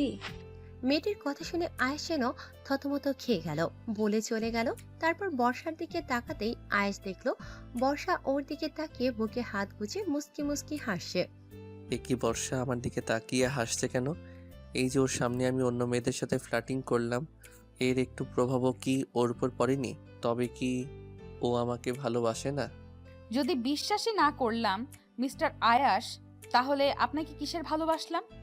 আমাকে কি আপনার বাংলা সিনেমার নায়িকা মনে হয় যে আপনি আমার সামনে অন্য মেয়েদের সাথে ফ্লার্টিং করবেন আর আমি আপনার সামনে গিয়ে কেঁদে কেঁদে আমার ভালোবাসার কথা প্রকাশ করব? যে ছেলে 17টা বছর আমার জন্য অপেক্ষা করেছে, আমার জন্য এত কিছু করেছে, সে আমাকে কতটা ভালোবাসে তা আমি খুব ভালোভাবেই জানি। আর অন্য মেয়ে, সেই মানুষটা যে আমাকে ছাড়া অন্য কারো কথা ভাবতেও পারে না তাও আমি জানি। হ্যাঁ, আপনাকে অন্য মেয়েদের সাথে ফ্লার্টিং করতে দেখে আমার খারাপ একটু লেগেছে, কিন্তু আপনি হয়তো ভুলে গেছেন আমার থেকে আপনার জেলাসি লেভেলটা অনেক বেশি। তো এখন দেখুন আমি কি করি। আমাকে জেলাস ফিল করানোর জন্য অন্য মেয়েদের সাথে ফ্লার্টিং? দাঁড়ান, মজা দেখাচ্ছি। বর্ষা হঠাৎ একটা ছেলের দিকে তাকিয়ে, এই যে ভাইয়া, শুনছেন? জি বলুন। আমাকে কেমন লাগছে? ছেলেটা একটু আমতা আমতা করে, পরীর মতো লাগছে। আপনাকে জিনের মতো লাগছে। মানে? এই যে জিন পরি, বুঝতেই পারছেন আমি কি বলতে চাচ্ছি। বুঝেছি তো। বলে একটা মুস্কি হাসি দিল। এদিকে বর্ষার সাথে অন্য একটা ছেলেকে দেখে আয়েশের চোখ দিয়ে আগুন ঝরছে। ওর সাহস তো কম না। আবার কি সব জিন পরিটরি বলছে। ওর জিন পরি আমি ছুটাচ্ছি। বলে বর্ষার দিকে তেড়ে যেতেই বর্ষা দৌড়ে ওর মামা মানে আয়েশের বাবার পাশে গিয়ে দাঁড়ালো। কারণ বর্ষা জানে আয়েশ নিজের বাবার সামনে এসে ওকে কিচ্ছু বলতে পারবে না। আয়েশ শুধু রাগে বসে, কিন্তু কিছু বলতে পারছে না। একটু পর রোদেলা আয়েশাকে শুনিয়ে শুনিয়ে একটা ছেলেকে। এমনি আয়েশের মেজাজ গরম, তার মধ্যে আবার এই কথা। আয়েশ এবার আর নিজেকে কন্ট্রোল করতে পারছে না। আয়েশ বর্ষার দিকে তেড়ে যেতেই বর্ষা গিয়ে আয়েশের মায়ের পাশে দাঁড়ালো। একটু পর আবার বর্ষা একটা ছেলেকে। কেন? না, আমার পটটা ক্লিয়ার নাকি ভেজাল আছে সেটা শিওর হয়ে নিতাম। এবার তো আয়েশের রাগ সপ্তম আসমানে। ইচ্ছে করছে এই মেয়েটাকে তুলে এখন একটা আছাড় মারি। বলে বর্ষার দিকে তেড়ে যেতেই বর্ষা আবার গিয়ে আয়েশের বাবার পাশে দাঁড়ালো। গায়ে হলুদের পুরো সময়টা বর্ষা শুধু ছেলেদের সাথে কথা বলেছে, আর আয়াস বর্ষার পেছনে পেছনে ছুটেছে, কিন্তু কিচ্ছু করতে পারছে না। যেই ও বর্ষাকে ধরতে যায়, বর্ষা গিয়ে আয়েশের মা না হয় বাবার পাশে গিয়ে দাঁড়ায়। ভাই, তোকে এই বুদ্ধি কে দিয়েছিল যে বর্ষাকে জেলাস ফিল করানোর জন্য অন্য মেয়েদের সাথে ফ্লার্টিং করলেই ও এসে তোকে ভালোবাসার কথা বলে দিবে? আয়েশের মন বলে ওঠে, এটা তোর নিজের বুদ্ধি রে ছাগল। সে তাই হোক, তুই একটা মেয়ের সাথে ফ্লার্টিং করেছিস, আর এই মেয়ে এই নিয়ে 10টা ছেলের সাথে। আমি খুব বুঝতে পারছি ও আমার সাথে ইচ্ছে করে এমন করছে, আমার উপর প্রতিশোধ নিচ্ছে। এমনিতেই ওকে আমি অন্য ছেলেদের সাথে সহ্য করতে পারি না, তার উপর 10টা ছেলের সাথে ও এর মধ্যে কথা বলে ফেলেছে। আর পারছি না আমি। কেন যে আমি ওকে জেলাস ফিল করানোর জন্য অন্য মেয়ের সাথে ফ্লার্টিং করতে গেলাম। এখন নিজের আগুনে নিজে পুড়ছি। এত তাড়াতাড়ি অধৈর্য হলে হবে মিস্টার আয়াস? এখনো তো তোমার সবচেয়ে বড় ডোজ বাকি, আর একটু ওয়েট করো সোনা। এর মধ্যে হঠাৎ বর্ষার সামনে থেকে আদিব যাচ্ছে। আরে আবিদ ভাইয়া, আপনাকে তো আজ জোস লাগছে। তোমাকে খুব সুন্দর লাগছে বর্ষা। শুধু শুধু কি? আপনার পাঞ্জাবির কালারটা। বলে নিজেই আদিবের কলারটা ঠিক করে দিতে লাগলো। আদিব এক দৃষ্টিতে মুগ্ধ নয়নে বর্ষার দিকে তাকিয়ে আছে। এর মধ্যে হঠাৎ আনিকা আসলো। আনিকা আদিব আর বর্ষাকে এভাবে ঠিক সহ্য করতে পারছে না। নিজের অজান্তেই আনিকার চোখ থেকে এক ফোঁটা পানি গড়িয়ে পড়ল। আরে আনিকা, আনিকা দ্রুত চোখ মুছে। জি ভাইয়া। শাড়িতে তো তোকে বেশ লাগছে। একই বাড়িতে থাকি অথচ আগে তো খেয়াল করিনি। মুহূর্তের মধ্যে আনিকার মুখে হাসি ফুটে উঠল। থ্যাঙ্কস ভাইয়া। এদিকে আদিব আর বর্ষাকে একসাথে দেখে আয়েশের রাগে পুরো শরীর থেকে আগুন ঝরছে। চোখ দুটো অসম্ভব লাল হয়ে আছে। মনে হচ্ছে এখনই বর্ষাকে ওর চোখ দিয়ে পুড়িয়ে ছাই করে দেবে।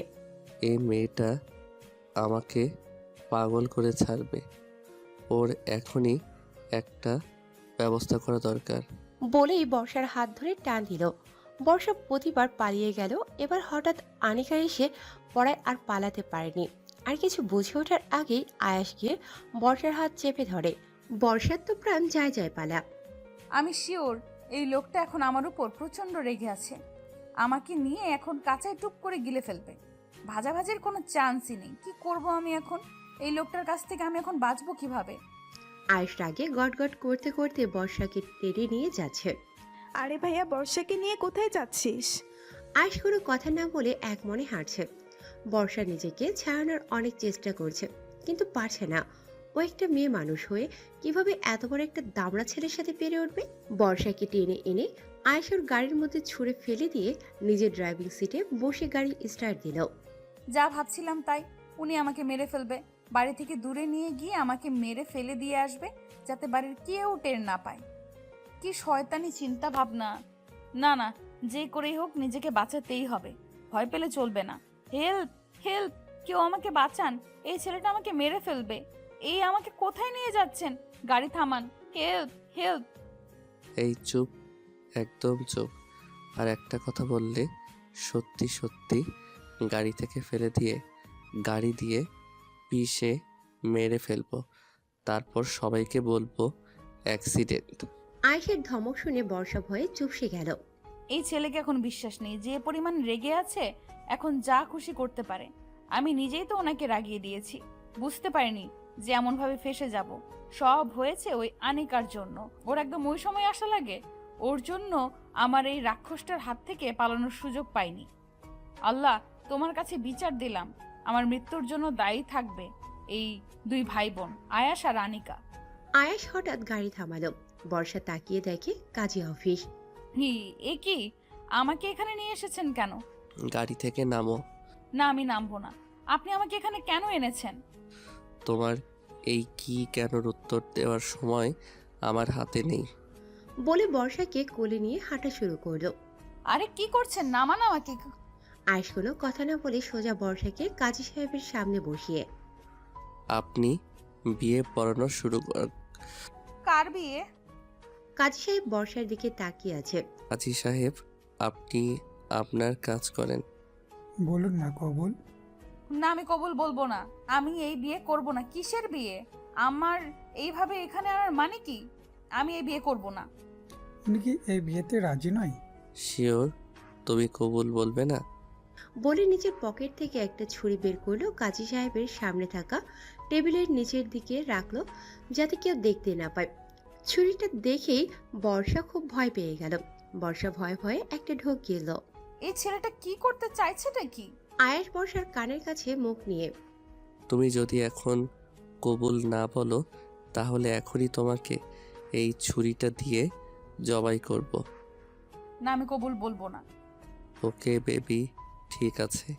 আমি আবার তোমাকে বেশি কষ্ট দিয়ে মারতে পারবো না। প্রথমে তুমি যে মুখ দিয়ে কবুল বলনি, সেই মুখটা জাপানের কুচি সাকি ওনার মতো করে কেটে দেব।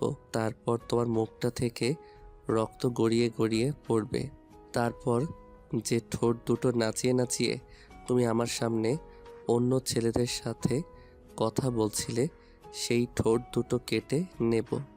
তারপর তোমার গলাটা কেটে দেব। তোমার গলা থেকে ছিঁড়ছিঁড় করে রক্ত বের হবে। তারপর তুমি যে জিভ দিয়ে আমার সামনে অন্য ছেলেদের সাথে কথা বলছিলে, সেই জিভটা কেটে 1,00,000 টুকরো করব। তাকে বলে কিমা করব। জাস্ট এইটুকু বলতেই আয়াস ছুরিটা আস্তে আস্তে বর্ষার দিকে এগিয়ে নিয়ে যেতে লাগলো। কবুল কবুল কবুল। আয়েশের কথা শুনে বর্ষার শরীরে লোম সব দাঁড়িয়ে গেছে, তাই ভয়ে বর্ষা কবুল বলে দিয়েছে। আয়েশ আর বর্ষার বিয়ের সম্পূর্ণ হলো। গাড়িতে বাইরের দিকে মুখ করে আছে বর্ষা, একটা কথা বলছে না আয়েশের সাথে। একটু আগেও সব ঠিক ছিল, মুহূর্তের মধ্যে কি থেকে কি হয়ে গেল। বর্ষার খুব খারাপ লাগছে। আমি চেয়েছিলাম আয়াশকে বিয়ে করতে, কিন্তু আমি তো এটা চাইনি।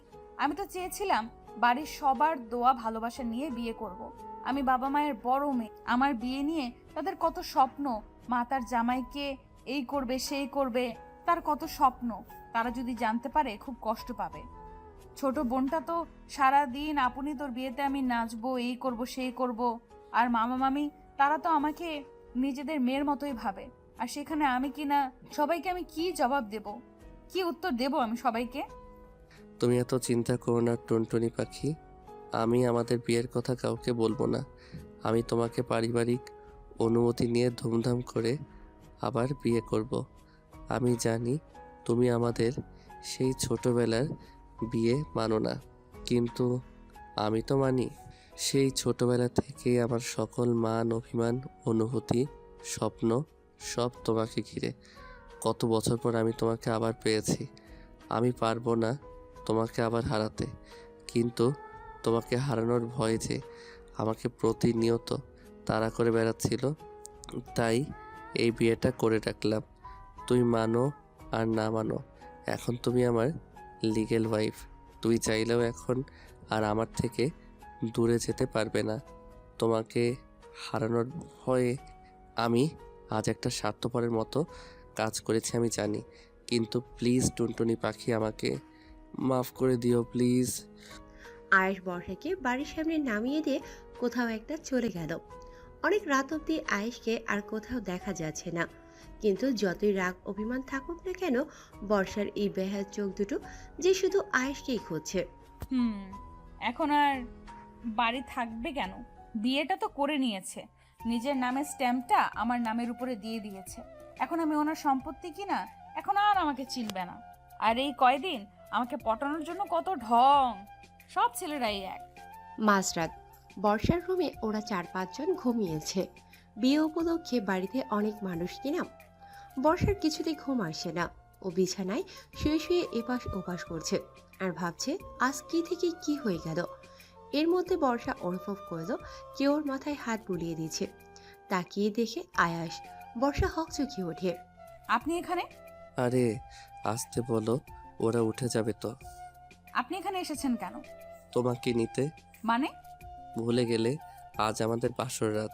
বাসর রাতে আর কোন ছেলে বাসর রাতে পৌঁছানো থাকে বলো তো? আমি আপনার সাথে কোথাও যাব না। ভালোই ভালোই চলো বলছি, না হয় আমি কিন্তু বাড়ির সবাইকে আমাদের বিয়ের কথা জানিয়ে দেব। তখন কি হবে বুঝতেই পারছো। কোথায় যেতে হবে চলুন, বলে উঠে হাঁটা ধরলো। এই তো বাছা, লাইনে আসো বলে বর্ষাকে কোলে তুলে নিল। আরে কি করছেন, নামান আমাকে। এই বাসর রাতে আমার বউ তার স্বামী থাকতে হেঁটে হেঁটে যাবে। আমি আমার ছোট্ট কিউট মিষ্টি বউটাকে এত কষ্ট দিতে পারি বলো? ঢং যত। সেই তো আমাকে বাড়ির সামনে নামিয়ে দিয়ে কোথায় হাওয়া হয়ে গেলেন, আর কোনো খোঁজ নেই আপনার। বর্ষার কথা শুনে কোনো উত্তর না দিয়ে আয়েশ বর্ষাকে কোলে তুলে নিয়ে হাঁটা ধরল। আয়েশ বর্ষাকে কোলে নিয়ে ছাদের চিলে কোঠার রুমটিতে নামালো। বর্ষার সামনের দিকে তাকিয়ে অবাক। পুরো রুমটা জ্বলন্ত মোমবাতি দিয়ে সাজানো আর লেখা আই লাভ ইউ টুনটুনি। তারপর বর্ষার হাতে একটা প্যাকেট দিল। এটা কি? খুলে দেখো। বর্ষা প্যাকেটটা খুলে দেখে তো অবাক। এটা তো সেই শাড়িটা যেটা তুমি শপিং মলে হা করে দেখছিলে। আমি দেখেই বুঝেছিলাম শাড়িটা তোমার অনেক পছন্দ হয়েছে। তখনই শাড়িটা কিনে নিয়ে এসেছিলাম, কিন্তু অপেক্ষায় ছিলাম যে সঠিক সময় তোমাকে শাড়িটা দেব। আর আজ রাতের থেকে সঠিক সময় তো আর হতে পারে না। কিন্তু এই যে সব আপনি কখন করলেন? ওই যে যখন তোমাকে বাসার সামনে নামিয়ে দিয়ে হাওয়া হয়ে গিয়েছিলাম, তখন আমার রুমে তো 3-4 জন ঘুমাবে, সেখানে তো তোমাকে নিতে পারবো না। আর আজ আমার বাসর রাত, কোনো মতেই আমার বাসরতে বউ ছাড়া থাকা যাবে না। কি করব ভাবতে ভাবতেই চিলেকোঠার ঘরটির কথা মনে পড়ল। হয়তো খুব সুন্দর কিছু করতে পারিনি, কিন্তু এইটুকু সময়ে যতটুকু পেরেছি করেছি। তা ময়লা ছিল এই ঘরটায়, সেইগুলো পরিষ্কার করতে করতে অনেক সময় চলে গেছে। না হয় আর একটু কিছু করতে পারতাম। আয়েশের কথা শুনে বর্ষার চোখ দুটো ছলছল করে উঠল। মানুষটা আমাকে এত ভালোবাসে? আমার উত্তরটা কিন্তু এখনো পেলাম না। কিসের উত্তর? এই যে লেখাটার, এটার তো একটা উত্তর আছে, তাই না? জানি না। আচ্ছা মানলাম জানো না, কিন্তু এখন কি আমরা আমাদের বাসরাতটা শুরু করতে পারি? মানে? মানে বোঝাচ্ছি তোমাকে। বলে বর্ষার কোমর ধরে টেনে নিজের কাছে নিয়ে আসলো। বর্ষার চুলগুলো ওর কানে গুজে দিয়ে। এখন আমি আমার বউকে আদর করব। কিসের বউ? আপনি আমাকে ভয় দেখিয়ে জোর করে বিয়ে করেছেন। এই বিয়ে আমি মানি না। তুমি মানো আর নাই মানো, এখন তুমি আমার লিগ্যাল ওয়াইফ। আর এখন আমার বউয়ের সাথে যে কোনো কিছু করার অধিকার আমার আছে। তুমি বুঝতেই পারছো আমি ঠিক কি বোঝাতে চাচ্ছি। উফ বউ, আমি আর পারছি না। আমি এই শীতে এই রাতে গোসল করতে পারবো না। ছি। বর্ষার কথা শুনে আয়াস খিলখিল করে হেসে উঠল। সিসি বউ, তুমি এত নোংরা কথা চিন্তা করো? তোমার মাথায় এইসব কথা ঘুরছিল বউ? তুমি কি ভেবেছিলে যে আমি তোমার সাথে এখন কি করব যাতে তোমার গোসল করা লাগবে? উফ সরি বউ, ওসব করার পর তো গোসল করা ফরজ হয়ে যায়। কিন্তু আমি ভাবিনি যে ওসব কিছু করব আজকে। কিন্তু তোমার চিন্তা ভাবনা তো আমার থেকেও ফাস্ট বউ। আয়েশের কথায় এবার বর্ষার লজ্জায় মাটির সাথে মিশে যেতে ইচ্ছে করছে। ছি, আমি মুখ ফুসকে এটা কি বলে ফেললাম? লজ্জায় বর্ষার মুখ লাল হয়ে গেছে। তা বউ, তুমি যখন চাচ্ছ তখন আর দেরি করে লাভ কি? শুভ কাজে দেরি করতে নেই। চলো তোমার গোসল করার ব্যবস্থাটা করেই দেই। বলে বর্ষার দিকে এক পা করে আগাতে শুরু করলো। আর বর্ষা এক পা করে পিছিয়ে যেতে থাকলো। এই আমার দিকে আগাবেন না বলে দিচ্ছি। দূরে যান, দূরে যান। কেন বউ, এখন লজ্জা পাচ্ছ কেন? কাছে এসো। ইস বউ, তোমাকে লজ্জা পেলে যে কি কিউট লাগে, একদম নেশা ধরে যায়। নিজেকে সামলানো দায় হয়ে পড়ে। বর্ষা পিছিয়ে যেতে যেতে দেয়ালে পিঠ থেকে গেছে। এখন আর যাওয়ার জায়গা নেই। এখন আর কোথায় পালাবে বউ? এখন তো আমার কাছে আসতেই হবে। টুনটুনি পাখিটা আমার।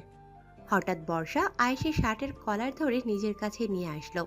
আমিও আর পারছি না বেবি, কাছে এসো। বর্ষার হঠাৎ এমন কাণ্ডে আয়েশ হতভম্ব। বর্ষার কথা শুনে আয়েশের চোখগুলো গোল গোল হয়ে গেছে। আমি ভুল শুনলাম না তো? কি বলছে এইসব এই মেয়েটা? এবার আয়েশ এক পা করে পিছিয়ে যাচ্ছে, আর বর্ষা এক পা করে আয়েশের দিকে এগিয়ে যাচ্ছে। আয়েশ বর্ষাকে ওর দিকে এভাবে যেতে দেখে খুব ঘাবড়ে গেছে। আয়েশের কপালে বিন্দু বিন্দু ঘাম এসে জমা হয়েছে। কি হলো বেবি? ভয় পাচ্ছ কেন? আমি না তোমার বউ? আমাকে আদর করবে না শোনা? এখন দূরে যাচ্ছ কেন বেবি? Come on baby. হঠাৎ আয়েশকে ধাক্কা দিয়ে নিচে ফেলে দিল বর্ষা। তারপর আয়েশের গায়ের উপর উঠে বসলো। আলতোভাবে আয়েশের কপালের উপর থেকে আঙুল নামিয়ে আয়েশের বুকের কাছে আনলো। তারপর আয়েশের শার্টের বোতাম খুলতে শুরু করলো। আয়েশ একটা শুকনো ঢোক গেলে। কি করছো? নিজের স্বামীকে আদর করছি, দেখছো না? তোমার আর আমার ফরজ গোসল করার ব্যবস্থা করছি বেবি। ডিস্টার্ব করো না, আমাকে আদর করতে দাও। আয়েশ কল্পনায়ও কখনো বর্ষাকে এভাবে কল্পনা করেনি। হঠাৎ বর্ষার এমন রূপ ওর ঠিক হজম হচ্ছে না। ওর কোথায় যেন একটা খটকা লাগছে। একটু আগেই তো মেয়েটা খুব ভয় পাচ্ছিল। হঠাৎ কি হলো মেয়েটার? তবুও কিছু বলল না, কারণ বর্ষা আজ নিজে থেকে ওর কাছে আসতে চাইছে। ও চায় বর্ষার ভালোবাসার পরশে আজ পাগল হয়ে যেতে। কত বছরের অপেক্ষা আজ পূর্ণতা পাবে। বর্ষা আয়েশের শার্টটা খুলে ছুঁড়ে ফেলে দিল। তারপর আয়েশের বুকে নিজের মুখ ডুবিয়ে দিল। আহ বলে গগন বিদারী এক চিৎকার দিয়ে উঠল, কারণ বর্ষা ওর বুকে সজোরে কামড় বসিয়ে দিয়েছে। আয়েশের বুকে বর্ষার দাঁতগুলো একদম বসে গেছে। মনে হচ্ছে এখনই রক্ত বের হবে। কি ভেবেছিলেন আমি আপনাকে আদর করব? ইস, শখ কত সেগুড়ে বালি। ফের আমার কাছাকাছি আসার আগে আমার এই কামড়ের কথা মনে করবেন। বলে হনহন করে বেরিয়ে চলে গেল। আয়েশ বর্ষার কামড়ের দাগের দিকে তাকিয়ে একটা মুচকি হাসি দিল। থাক না, তোমার এই কামড়টাই আমার আর তোমার জীবনের প্রথম রাতের চিহ্ন হিসেবে। তোমার এই দাঁতের দাগগুলো আমার বুকে ব্যথার চেয়ে আনন্দটাই বেশি দিয়েছে টুনটুনি। আজ আফরিনের বিয়ে। বর্ষা কাল আয়েশের দেওয়া শাড়িটা পরেছে। যদিও আফরিনের বিয়ের দিন বর্ষা লেহেঙ্গা পরবে বলে লেহেঙ্গা কিনেছিল, কিন্তু আজ ওর আয়েশের দেওয়া শাড়িটাই বেশি পরতে ইচ্ছে করেছে। বর্ষা শাড়িটা পরে হালকা মেকআপ করে বিয়ে বাড়িতে ঘুরছে, আর কাল রাতের ঘটনাগুলো একের পর এক ভাবছে। কি থেকে কি হয়ে গেল, বাবা মাকে ও কি জবাব দেবে, এইসব। ও নিজের চিন্তা এতই মত্ত ছিল যে চারদিকে ওর কোনো খেয়াল নেই। হঠাৎ অসাবধানতা বশত ওর শাড়িটা একটু সরে গিয়ে পেটের কিছু অংশ দেখা যাচ্ছিল। ওদিকে ওর কোনো খেয়াল নেই, কিন্তু কতগুলো ছেলে ওর পেটের দিকে বাজে নজরে তাকিয়েছিল। আর এটা দেখে আয়েশের মাথায় রক্ত উঠে গেছে। ওর রাগ বা ওর নিজে কোনোটাই ওর নিয়ন্ত্রণে নেই। ও এখন কি করছে কিছুই ওর মাথায় নেই। হঠাৎ আয়েশ এসে বর্ষার হাত ধরে টানতে টানতে নিয়ে গেল। আরে আরে, কোথায় নিয়ে যাচ্ছেন আমাকে? আয়েশ কিছু না বলে বর্ষাকে রুমে এনে দেয়ালের সাথে চেপে ধরল। পরপুরুষকে নিজের শরীর না দেখালে বুঝি তোমার পেটের ভাত হজম হয় না? কি বলছেন এসব? এখন কিছু বুঝতে পারছো না? একটু আগে তো ঠিকই অন্য ছেলেদের পেট দেখিয়ে আকৃষ্ট করেছিলে।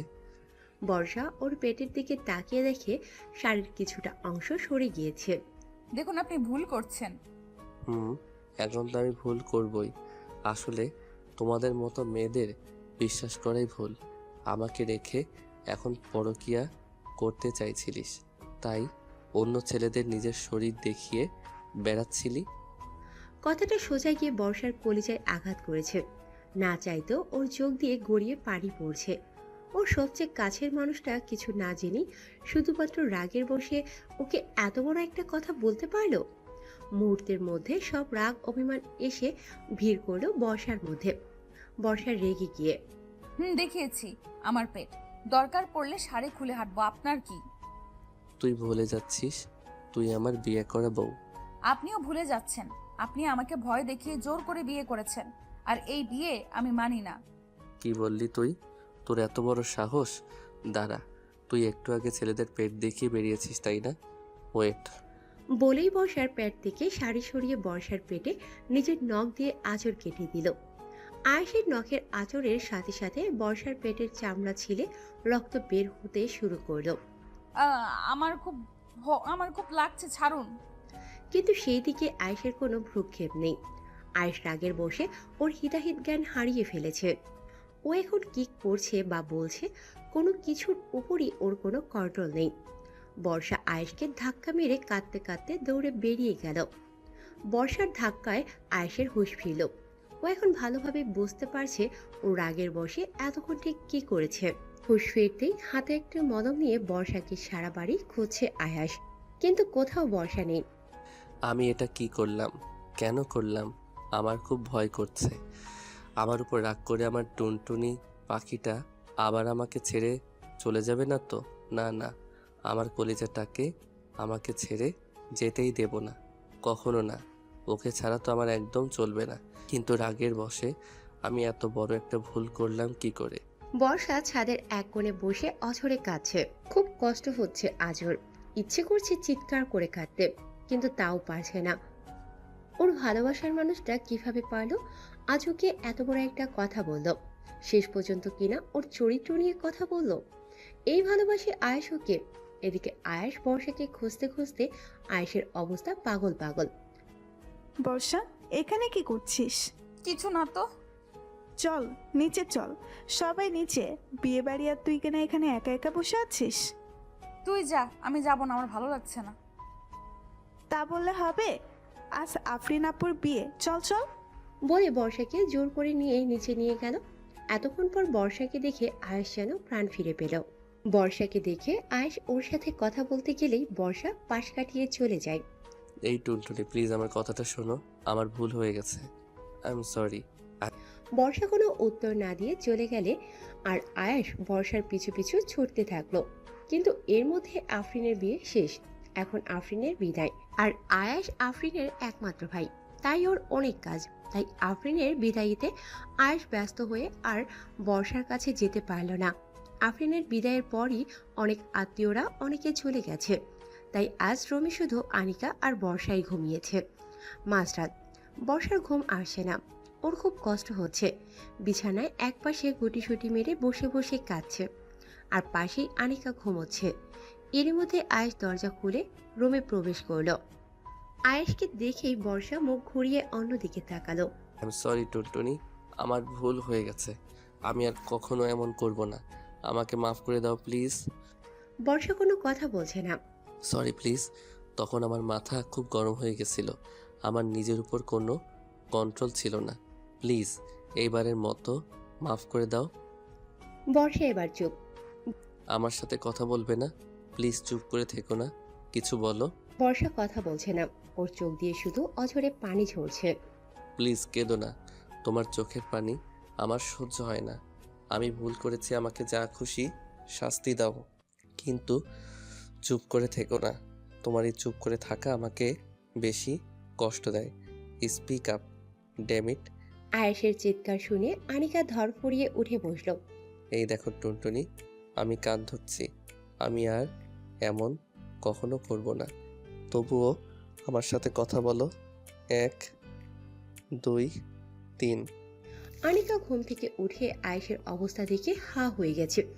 যে ছেলে কখনো মাথা নত করেনি, আনিকা সহ বাড়ির ছোটরা যার সামনে কান ধরে উঠবোস করত, সে কিনা আজ বর্ষার সামনে কান ধরে উঠবোস করছে। আনিকার চোখ ঢোলে। আমি কি ভুল দেখছি নাকি ভাইয়া? তুই উঠেছিস? দেখ না বর্ষা আমার সাথে কথা বলছে না। তো তুমি সেই ছেলে বর্ষা, যার কথা বলেছিল যে বর্ষা ওকে পছন্দ করে? এখন কি ওইসব কথার সময় নাকি? আমি সেই ছেলে। তাহলে এখন বুঝতে পারছি যে ভাইয়া কেন ওই দিন আমার উপর রাগ করেছিল। এর জন্যই আমাকে সেদিন ঘরের শত্রু বিভীষণ বলেছিল। আয়েশ বর্ষাকে হাত ধরে টেনে রুমের বাইরে বের করে দিল। ঢং বন্ধ করুন। আমার চরিত্র তো খারাপ, তাহলে কেন এসেছেন আমার কাছে? আমাকে বিশ্বাস করে ভুল করেছেন, আর বিশ্বাস করতে হবে না আমাকে। কালই আমি এই বাড়ি থেকে চলে যাব, আর আমাদের বিয়ে হয়েছে কেউ তো আর জানে না। ডিভোর্স পেপারটা পাঠিয়ে দিয়েন, আমি সই করে দেব। ডিভোর্স? তোমাকে আমি কোনোদিন ডিভোর্স দেব না, মরে গেলেও না। তুমি আমার, শুধু আমার। তোমাকে আমি আমাকে ছেড়ে কোথাও যেতেই দেব না।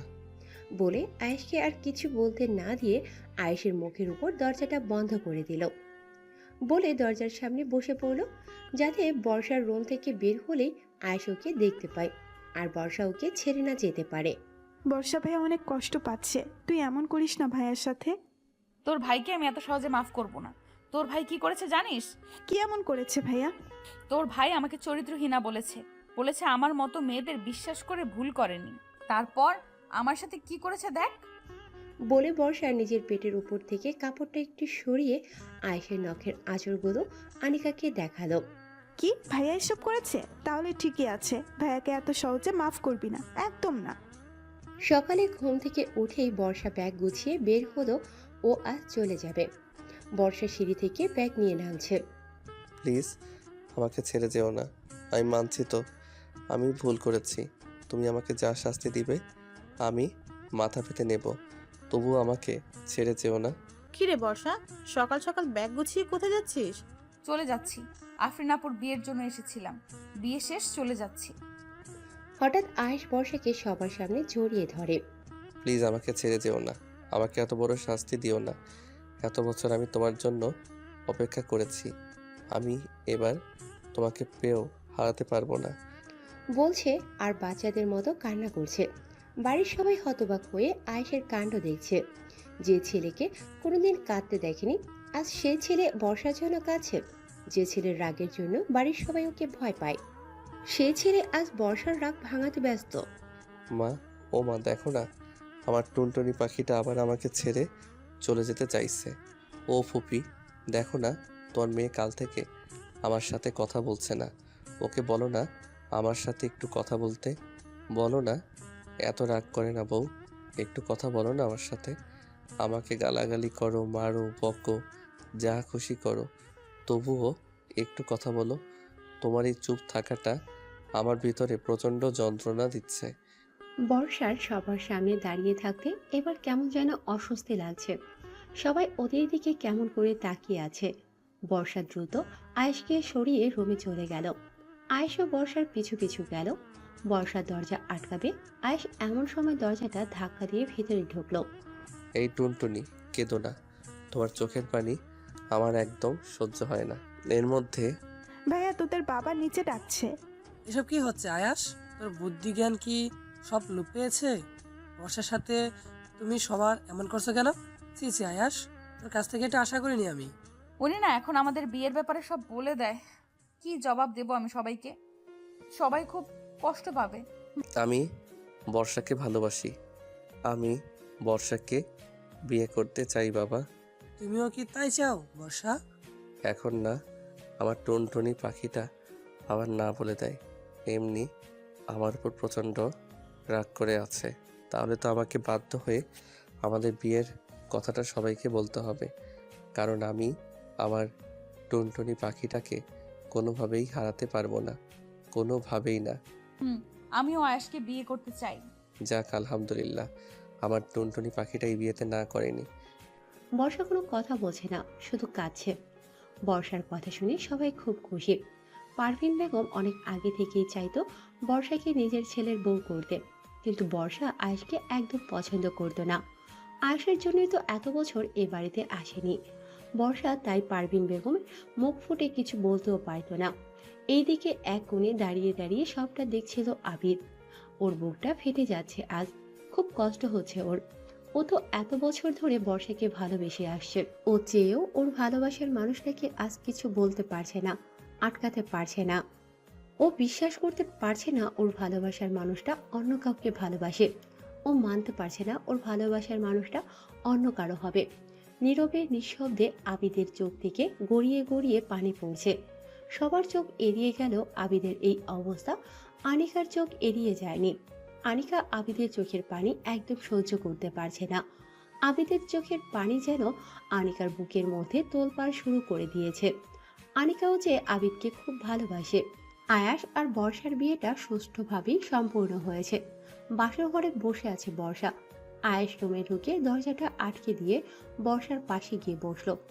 বর্ষা উঠে চলে যাওয়া শুরু করতেই বর্ষার কোমর ধরে আয়াস নিজের সাথে মিশিয়ে নিল। এখন আমার উপর রাগ করে থাকবে বউ? বর্ষা অন্যদিকে মুখ ঘুরিয়ে ফিরিয়ে আছে। কথা বলবে না আমার সাথে? বর্ষা কোনো কথা বলছে না। তোমাকে কিভাবে কথা বলাতে হবে তা আমার ভালোভাবেই জানা আছে। বলে নিজের বৃদ্ধা আঙ্গুলি দিয়ে বর্ষার ঠোঁটে স্লাইড করতে লাগলো। আর আয়েশের প্রতিটা স্পর্শে বর্ষা কেঁপে কেঁপে উঠছে। তারপর বর্ষার গলায় মুখ ডুবিয়ে দিয়ে দিল এক কামড়। আহ, বলে আয়েশকে ধাক্কা দিয়ে সরিয়ে দিল। কি করলেন এটা? উফ বাবা, জ্বলে যাচ্ছে। আপনি কি মানুষ নাকি অন্য কিছু? কাল আছড়ে আমার পেটের চামড়া ছিলে দিয়েছেন, আজ আবার কামড় দিচ্ছেন। এই তো আমার টুনটুনি পাখিটা কথা বলেছে। আমি তো ভেবেছিলাম আমার বউটা বোবা হয়ে গেছে। দেখি কাল কি করেছি। বলে বর্ষার পেটে হাত দিয়ে পেটের কাপড় সরিয়ে দিতেই বর্ষা আয়েশের হাত সরিয়ে দিয়ে দূরে গিয়ে দাঁড়ালো। হয়েছে, আর আদিক্ষেতা দেখাতে হবে না। আয়াস বর্ষার কোমর ধরে এক টানে নিজের কাছে এনে বর্ষার পেটের কাপড় সরিয়ে একটা চুমু দিল। সরি টুনটুনি পাখিটা, আমি তোমাকে কষ্ট দিতে চাইনি, কিন্তু ওই ছেলেগুলো তোমার দিকে বাজেভাবে তাকিয়েছিল বলে আমি নিজেকে একদম কন্ট্রোল করতে পারিনি। এবারের মতো মাফ করে দাও প্লিজ, আর কখনো এমন করব না, কথা দিচ্ছি। বর্ষা আয়েশকে সরিয়ে দিয়ে বর্ষার রাগে কটমট করতে করতে একটা বালিশ আর কাঁথা নিয়ে বারান্দার দিকে রওনা দিল। কোথায় যাচ্ছ? বারান্দায়। কেন? আমি আজ বারান্দায় ঘুমাবো। কি ভেবেছেন কি আমি এই বিয়েতে রাজি হয়েছি বলে কি আপনাকে মাফ করে দিয়েছি? কখনো না। যেহেতু আমাদের আগেই বিয়ে হয়ে গিয়েছে, তাই এখন না বলার কোনো মানেই হয় না। তাই এই বিয়েতে রাজি হয়েছি, কিন্তু আপনার সাথে এক বিছানায় একসাথে থাকা আমার পক্ষে সম্ভব না। ও আচ্ছা, তাহলে যাও, বারান্দার দরজা খোলাই আছে। বলে বিছানার এক পাশে টান টান হয়ে শুয়ে পড়ল। ব্যাপারটা কি হলো? এই পাজিটা আজ আমাকে আটকালো না কেন? পাজিটা এত তাড়াতাড়ি রাজি হয়ে গেল কিভাবে? আমাকে কি আজ রাতে বারান্দায় থাকতে হবে? কোথায় ভেবেছিলাম আমি বারান্দায় যেতে চাইলে এই পাজিটা আমায় আটকিয়ে বলবে তুই বিছানায় শুয়ে পড়ো, তুমি বিছানায় শুয়ে পড়ো, আমি বারান্দায় যাচ্ছি। তা না, এত তাড়াতাড়ি রাজি হয়ে গেল। বারান্দায় আমি একা একা থাকবো কিভাবে? আমার তো খুব ভয় লাগছে। কি হলো, দাঁড়িয়ে আছো কেন? যাও বারান্দায়, নাকি আমার এগিয়ে দিয়ে আসতে হবে? কেন বলতে গেলাম আমি বারান্দায় ঘুমাবো, আমি সোফায় ঘুমাবো বললেও তো হতো। কিন্তু বুঝতে পারিনি এই পাজিটা এত তাড়াতাড়ি রাজি হয়ে যাবে। এখন তো আমাকে বারান্দায় যেতেই হবে, না হলে এই পাজিটা আমাকে নিয়ে হাসবে। বর্ষা করুণ দৃষ্টিতে একবার আয়েশের দিকে তাকিয়ে একটা ঢোক গিলে বারান্দায় চলে গেল। বর্ষা বারান্দায় পা দেবে, এর মধ্যে দেখে বারান্দায় কেউ একজন কাদামাটি বিছিয়ে রেখেছে। বর্ষার আগে কটমট করতে করতে রুমের ভিতর সোফার দিকে যায়। সোফায় বসতে যাবে এমন সময় দেখে সোফা একদম পানি দিয়ে ভিজিয়ে টইটুম্বর করে রাখা হয়েছে। বর্ষা আয়েশের দিকে একবার অগ্নি দৃষ্টিতে তাকিয়ে মেঝেতে শুতে যায়। গিয়ে দেখে মেঝের যে অংশ খালি সেখানে কোনো মানুষ শুতে পারবে সেখানেও কাদামাটি বিছিয়ে রাখা হয়েছে। বর্ষা শেষমেশ আর উপায় না পেয়ে খাটে বিছানায় শুতে যায়। বিছানার এক পাশে আয়াস শুয়ে আছে। বর্ষা বিছানার অন্য পাশে শুতে গেলেই দেখলো বিছানার ওই পাশটা পানি দিয়ে ভিজিয়ে রাখা হয়েছে। বর্ষার রাগে কটমট করতে করতে বলে, এটা কি হলো? কি হয়েছে আমার টুনটুনি পাখিটা? ঢং করতে হবে না, আমি জানি এই সব আপনার কাজ। আপনাকে আমি হাড়ে হাড়ে চিনি। তুমি আমাকে চিনবে না তো কে চিনবে? 10টা না 5টা না একটা মাত্র বউ। আমি এখন কোথায় ঘুমাবো? আয়েশ আঙুল দিয়ে নিজের বুকটা দেখিয়ে। এখানে। পাজি ছেলে বলে দরজার দিকে এগিয়ে যেতে আয়েশ বর্ষার হাত ধরে হ্যাসকার টান দিয়ে নিজের কাছে নিয়ে আসলো। এই টুনটুনি পাখিটা, শোনো না, আমাকে এইবারের মতো মাফ করে দাও না, আমি আর এমন করব না। বর্ষা অন্যদিকে মুখ ঘুরিয়ে তাকিয়ে আছে।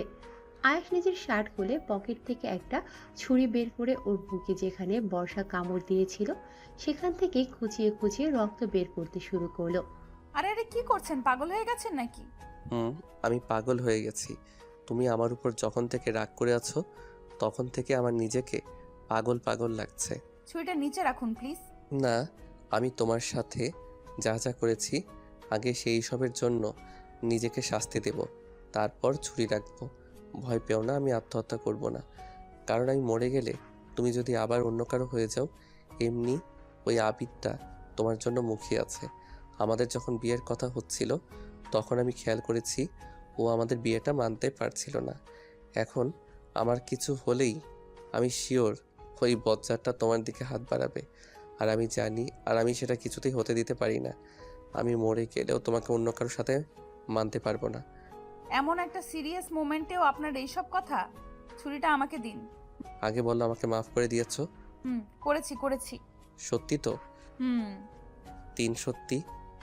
3 সত্যি। তাহলে আমাকে জড়িয়ে ধরো। পারবো না। তাহলে আমিও ছুরি ফেলবো না। আপনি খালি গায়ে। খালি গায়ে তাই জড়িয়ে ধরতে পারবেন, একটু পর তো। বলতেই বর্ষা আয়েশকে জড়িয়ে ধরলো।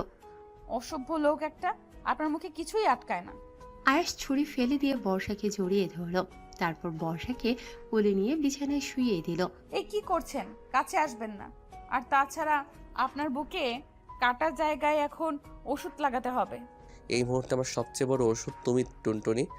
একদম কাছে আসবেন না। আজকে তো তোমার বারণ আমি শুনবো না। তুই না চাইলেও আমি তোমার কাছে যাব, দরকার হয় জোর করে যাব। বলে বর্ষার উপর শুয়ে পড়ল।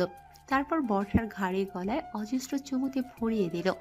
একটু পর বর্ষার গলা থেকে মুখ তুলে বর্ষার দিকে তাকিয়ে, আজকে কি গোসল করতে পারবে?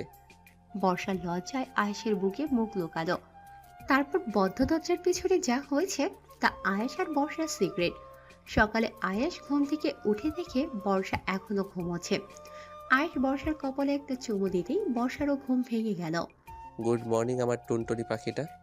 Good morning. কখন উঠেছেন?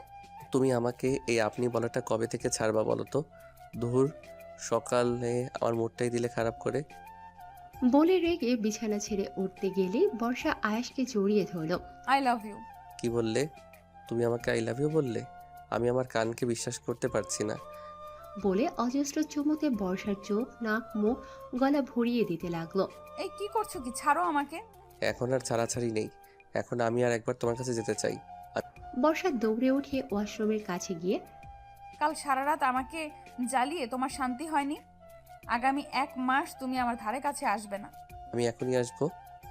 বলে বিছানা থেকে উঠে দাঁড়াতেই বর্ষা একটা ভেঙচি দিয়ে দৌড়ে ওয়াশরুমের ভিতর চলে গেল। বর্ষা ওয়াশরুম থেকে বেরিয়ে আয়নার সামনে দাঁড়িয়ে নিজের চুল আঁচড়াচ্ছে। আয়েশ পেছন থেকে এসে বর্ষাকে জড়িয়ে ধরে বর্ষার পেটের উপর হাত রাখলো। অবশেষে তুমি আমার। আমি সেই তো ছোটবেলা থেকেই তোমার। ইস, এতদিন তো নিজেকে আমার থেকে দূরে রাখার জন্য কত চেষ্টাই না করেছো। আমি যখন শৈশবে ছিলাম তখনও আমার সবটা জুড়ে তুমি ছিলে। আমি যখন শৈশব থেকে কৈশোরে পদার্পণ করেছিলাম তখনও আমার সবটা জুড়ে তুমিই ছিলে। আমি যখন কৈশোর থেকে যৌবনে পা রেখেছিলাম তখনও আমার সবটা জুড়ে তুমিই ছিলে। তুমি সেই ব্যক্তি যে সর্বপ্রথম আমার মনটা চুরি করে নিয়েছিলে। তুমি আমার জীবনের প্রথম পুরুষ, আর ইনশাল্লাহ শেষ পুরুষও হবে। বলে এতদিন আমাকে এত কষ্ট দিলে কেন? ওই যে তোমার রাগটাকে খুব ভয় পেতাম, আর তুমি আর আবিদ ভাইয়া যা শুরু করেছিলে তাতে আমি খুব ভয় পেয়ে গেছিলাম। ভেবেছিলাম তোমার থেকে দূরে যাওয়াটাই নিরাপদ। না হয় আমার জন্য হয়তো তুমি নিজেই তোমার কোনো ক্ষতি করে ফেলবে, আর আমার জন্য তোমার ক্ষতি হবে এটা আমি কখনো চাই না। এখন ভয় পাও না আমার রাগকে? না। কেন? বর্ষা পেছনে ঘুরে আয়েশের কপালে একটা চুমু দিয়ে। কারণ এখন আমি জানি তোমার রাগের মধ্যে লুকিয়ে আছে আমার প্রতি অসম্ভব ভালোবাসা। আই লাভ ইউ টুনটুনি পাখিটা। I love you too. Ayesh বর্ষাকে জড়িয়ে ধরে। ছাদের এক কোণে দাঁড়িয়ে সিগারেট খাচ্ছে আবিদ। এমনিতেও ও কখনো সিগারেট ছুঁয়েও দেখে না, কিন্তু আজ ওর খুব কষ্ট হচ্ছে। ও নিজের চোখের সামনে নিজের ভালোবাসার মানুষকে অন্য কারো হতে দেখেছে। আবিদ ওর বন্ধুদের কাছে শুনেছে যে সিগারেটের ধোঁয়ায় নাকি নিজের সব দুঃখ কষ্ট উড়িয়ে দেওয়া যায়। তাই সিগারেটের ধোঁয়ায় নিজের কষ্টগুলো থেকে পরিত্রাণ পাওয়ার ব্যর্থ চেষ্টা করছে। কাল সারা রাত ঘুম হয়নি ওর। চোখের নিচে কালো দাগ পড়ে গেছে, চুলগুলো উস্কো খুস্কো। এই দুদিনে আবিদের মুখটা শুকিয়ে গেছে। আবিদ আনমনে এক দৃষ্টিতে আকাশের দিকে তাকিয়ে, আমিও তো ভালোবেসেছিলাম, আমার ভালোবাসায় তো কোনো খাত ছিল না, তবে কেন আমার ভালোবাসার মানুষ আজ অন্য কারো? আমিও তো সেই ছোট্টবেলা থেকেই বর্ষাকে ভালোবেসেছি, ও কেন আমাকে ভালোবাসতে পারলো না? আমি তো সেই ছোটবেলা থেকেই বর্ষার জন্য অপেক্ষা করেছি, বারবার একটা বার ওকে দেখার জন্য ছুটে গিয়েছি গ্রামে। আমার ভাগ্য কেন আমার সহায় হলো না? কি অপরাধ ছিল আমার?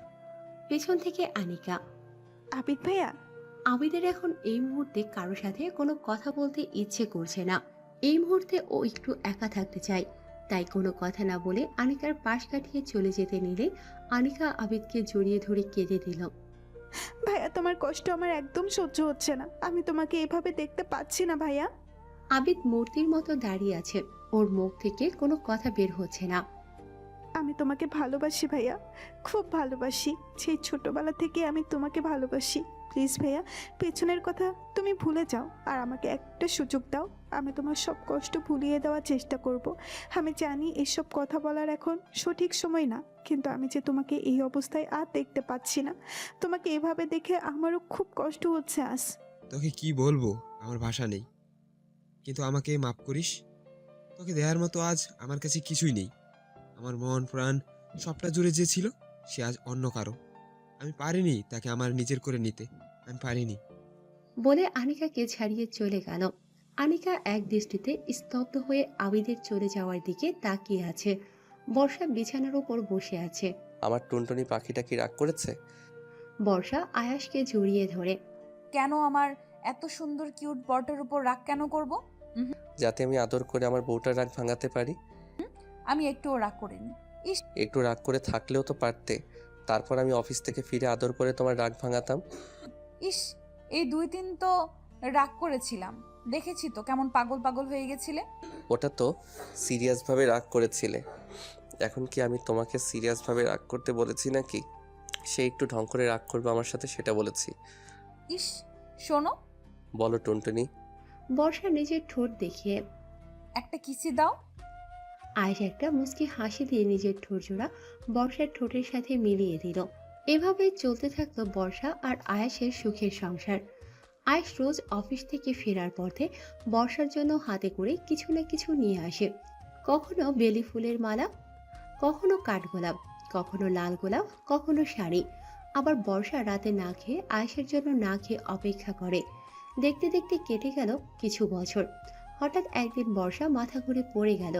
সেদিন আয়েশের অবস্থা প্রায় পাগল পাগল হয়ে গিয়েছিল, কিন্তু ডাক্তারের কাছে গিয়ে জানতে পারলো বর্ষা প্রেগনেন্ট। কথাটা জানার পর সারা বাড়িতে খুশির বন্যা বয়ে গেল। আয়েশও খুব খুশি, সে বাবা হতে চলেছে। গুটি গুটি পায়ে সে আয়েশের হাত ধরে হাঁটবে, তাকে পাপা পাপা বলে ডাকবে। সে তো ইতিমধ্যে তার বেবির নামও ঠিক করে ফেলেছে। বাড়ির সবাই বর্ষার প্রতি এক্সট্রা কেয়ার করা শুরু করেছে। আয়েশও তাড়াতাড়ি অফিস থেকে চলে আসে। অফিসে গিয়েও প্রতি মিনিটে মিনিটে বর্ষার কাছে কল করে, বর্ষা কখন কি করছে, কি খাচ্ছে, নিজের খেয়াল রাখছে কিনা ইত্যাদি। অফিসে থাকলেও আয়েশের মন পড়ে থাকে বর্ষার কাছে। বর্ষারও অনেক স্বপ্ন, তাদের একটা ছোট্ট প্রিন্স অথবা প্রিন্সেস আসবে, তাকে আদো আদো কণ্ঠে মাম্মাম বলে ডাকবে। হঠাৎ একদিন আয়াস বাসায় ফিরছে না দেখে সবাই চিন্তা করছে বর্ষার তো পাগল পাগল অবস্থা। সবাই বর্ষাকে এত করে বোঝাচ্ছে এই অবস্থায় ওর এত টেনশন করা ঠিক না, কিন্তু ও কারো কথা শুনছেই না। অবশ্য টেনশন কি মানুষ ইচ্ছে করে করে? টেনশন আপনা আপনি চলে আসে। হঠাৎ কেউ একজন কল করে বলল আয়েশ অ্যাক্সিডেন্ট করেছে, হসপিটালে ভর্তি। সাথে সাথে বর্ষা চিৎকার করে উঠল, হন্তদন্ত হয়ে ছুট লাগালো হসপিটালে যাবে। সবাই বর্ষাকে রেখে হসপিটালে চলে যেতে চাইল, কিন্তু শেষ পর্যন্ত বর্ষার জোড়াজুড়িতে আর রেখে যেতে পারল না ওকে। কিন্তু হসপিটালে গিয়ে দেখে লিফট ওপরে। এদিকে আয়েশের চিন্তায় চিন্তায় বর্ষা তো পাগল হয়ে গেছে। সে আর লিফটের অপেক্ষা না করে সিঁড়ি দিয়ে ওঠা শুরু করলো। তাড়াহুড়ো করে উঠতে গিয়ে হঠাৎ পা পিছলে পড়ে গেল সিঁড়ি থেকে। আয়েশের সামনে বাড়ির সবাই দাঁড়িয়ে আছে, শুধু নেই বর্ষা। আয়েশের তেমন গুরুতর কিছু হয়নি, শুধুমাত্র মাথা ফেটে গিয়েছে, তাই জ্ঞান হারিয়েছিল। মা, আমার টুনটুনি পাখিটাকে দেখছি না, ও কোথায়? সবাই মাথা নিচু করে আছে, কেউ কিছু বলছে না। ওকে তোমরা বাড়িতে রেখে এসেছো? ঠিক করেছো। ওর এই অবস্থা এখানে আসা ঠিক হতো না, কিন্তু তোমরা সবাই তো এখানে। আমার টুনটুনি পাখিটা তো বাড়িতে একা ভয় পাবে। আনিকা, তুই তো বর্ষার কাছে থাকতে পারতি। তোমাদের আসলে কোনো কমন সেন্স নেই। একা একটা মেয়ে, তাও এই অবস্থায় বাড়িতে রেখে এসেছো। আয়েশের কথা শুনে আনিকা আর নিজের কান্না ধরে রাখতে পারল না, হাউমাউ করে কেঁদে দিল। আনিকা, কাঁদছিস কেন? আমি তো একদম ঠিক আছি। ভাইয়া বর্ষা। এই বর্ষা কি? তোকে না আমি কতবার বলেছি ভাবি বলতে? ভাইয়া ভাবি। কি হয়েছে আমার টুনটুনির? বর্ষা তোকে দেখতে এসে লিফট না পেয়ে তাড়াহুড়া করে সিঁড়ি থেকে পড়ে গিয়েছে। ও এই হসপিটালে আইসিইউতে আছে, ডাক্তার বলেছে ওর অবস্থা ভালো না। না, আমার বর্ষার কিছু হতে পারে না। কিছু না, আমাকে এখনই আমার টুনটুনি পাখিটার কাছে নিয়ে যাও, এখনই। প্রায় 1 ঘন্টা পর অপারেশন থিয়েটার থেকে একজন ডক্টর বেরিয়ে এলো। পেশেন্টের কন্ডিশন ভালো না, এখনো 2 ব্যাগ রক্ত লাগবে। আয়েশ ডক্টরের পা ধরে, আপনি দরকার হয় আমার শরীর থেকে সব রক্ত নিয়ে নেন, তবুও আমার টুনটুনি পাখিটাকে বাঁচান প্লিজ ডাক্তার। কিন্তু পেশেন্টের রক্তের গ্রুপের সাথে আপনার রক্তের গ্রুপের মিল নেই তো। বর্ষার রক্তের গ্রুপ কি? AB plus. আমার রক্তের গ্রুপ এবি পজিটিভ। আমি দিব রক্ত, চলুন ডাক্তার। কিছুক্ষণ পর একজন নার্স বেরিয়ে এলো একটা বন্ডে সই করানোর জন্য। কেন আমি বন্ডে সই করব কেন? আমি কোনো বন্ডে সই করতে পারবো না। আমার টুনটুনি পাখিটা কোথায়? আমি ওর কাছে যাব। দেখুন, আপনার ওয়াইফ এবং আপনার বেবি দুজনের অবস্থা আশঙ্কাজনক। বেবি বা মায়ের মধ্যে যে কোনো একজনকে বাঁচাতে পারবো, আবার এমনও হতে পারে কেউ বাঁচবে না, তাই এই বন্ডে সই করা প্রয়োজন। এটা হাসপাতালের রুলস। আয়েশ হসপিটালের দরজায় জোরে জোরে লাথি দিচ্ছে। আমি দুজনকেই চাই। আমার বর্ষার কিচ্ছু হতে পারে না, আর আমার বেবিরও কিচ্ছু হবে না। আয়েশ পাগল হয়ে গেছে, বর্ষার এই অবস্থা ও মেনে নিতে পারছে না। সব হয়েছে আমার জন্য। আমাকে দেখতে এসে আমার টুনটুনি পাখিটার আজ এই অবস্থা। আবির, তুই ওকে নিয়ে বাইরে যা, ও নিজেও এখনো সম্পূর্ণ সুস্থ না, আর এরকম করলে ও আরো অসুস্থ হয়ে পড়বে। কোথায় সই করতে হবে আমাকে বলুন, আমি সই করছি। আমি কোথাও যাব না, আমি আমার টুনটুনি পাখিটার কাছে থাকবো। টানা 3 ঘন্টা অপারেশনের পর ডাক্তাররা অপারেশন থিয়েটার থেকে বের হলো। বর্ষার কি অবস্থা ডাক্তার? সরি, আমরা বেবিকে বাঁচাতে পারলাম না। আর বর্ষা? 24 ঘন্টা না গেলে কিছু বলতে পারছি না, আপনারা আল্লাহকে ডাকুন। আয়েশ ধপ করে মাটিতে বসে পড়ল। তারপর আয়েশ দ্রুত উঠে নামাজে দাঁড়ালো। আল্লাহ, তুমি কিছুতেই আমার টুনটুনি পাখিটাকে আমার থেকে কেড়ে নিতে পারো না আল্লাহ। ওকে ছাড়া আমি কি নিয়ে বাঁচবো আল্লাহ? কি নিয়ে বাঁচবো? ওর বদলে তুমি আমার জীবন নিয়ে নিও। বর্ষার জ্ঞান ফিরেছে শুনেই আয়েশ দৌড়ে বর্ষার কাছে গিয়ে বর্ষার হাত দুটো ধরে কেঁদে দিল। জানো আমি কতটা ভয় পেয়ে গেছিলাম? মনে হচ্ছিল এই বুঝি আমি তোমাকে হারিয়ে ফেললাম। বুকের বাম পাশটা বড্ড খালি খালি লাগছিল। আমি এখন একদম ঠিক আছি বলে উঠতে গেলেই একদম উঠবে না, তুমি এখনো সম্পূর্ণ সুস্থ না। আমাদের বেবি ঠিক আছে তো? আয়েশ কি বলবে কিছু বুঝতে পারছে না। বর্ষাকে কিভাবে জানাবে যে ওদের বেবিটাকে ও বাঁচাতে পারেনি? ওইসব পরে হবে, আপাতত তুমি রেস্ট নাও। তুমি এখনো অসুস্থ। তুমি কি আমার কাছ থেকে কিছু লুকাচ্ছ? আয়েশ জোরপূর্বক একটা হাসি দেওয়ার চেষ্টা করে। আরে না, কি লুকাবো? আমি তোমার মুখ দেখেই বুঝতে পারছি তুমি আমার কাছ থেকে কিছু লুকাচ্ছ। আমাদের বেবি ঠিক আছে তো? বর্ষা রীতিমতো পাগলামি শুরু করেছে ওর বেবির জন্য। শেষ পর্যন্ত আয়াস আর বর্ষার এই অবস্থা সহ্য করতে না পেরে সবটা খুলে বলল। বর্ষা একটা চিৎকার দিয়ে, তুমি বলো না আমাদের বেবি সুস্থ আছে, একবার বলো না প্লিজ।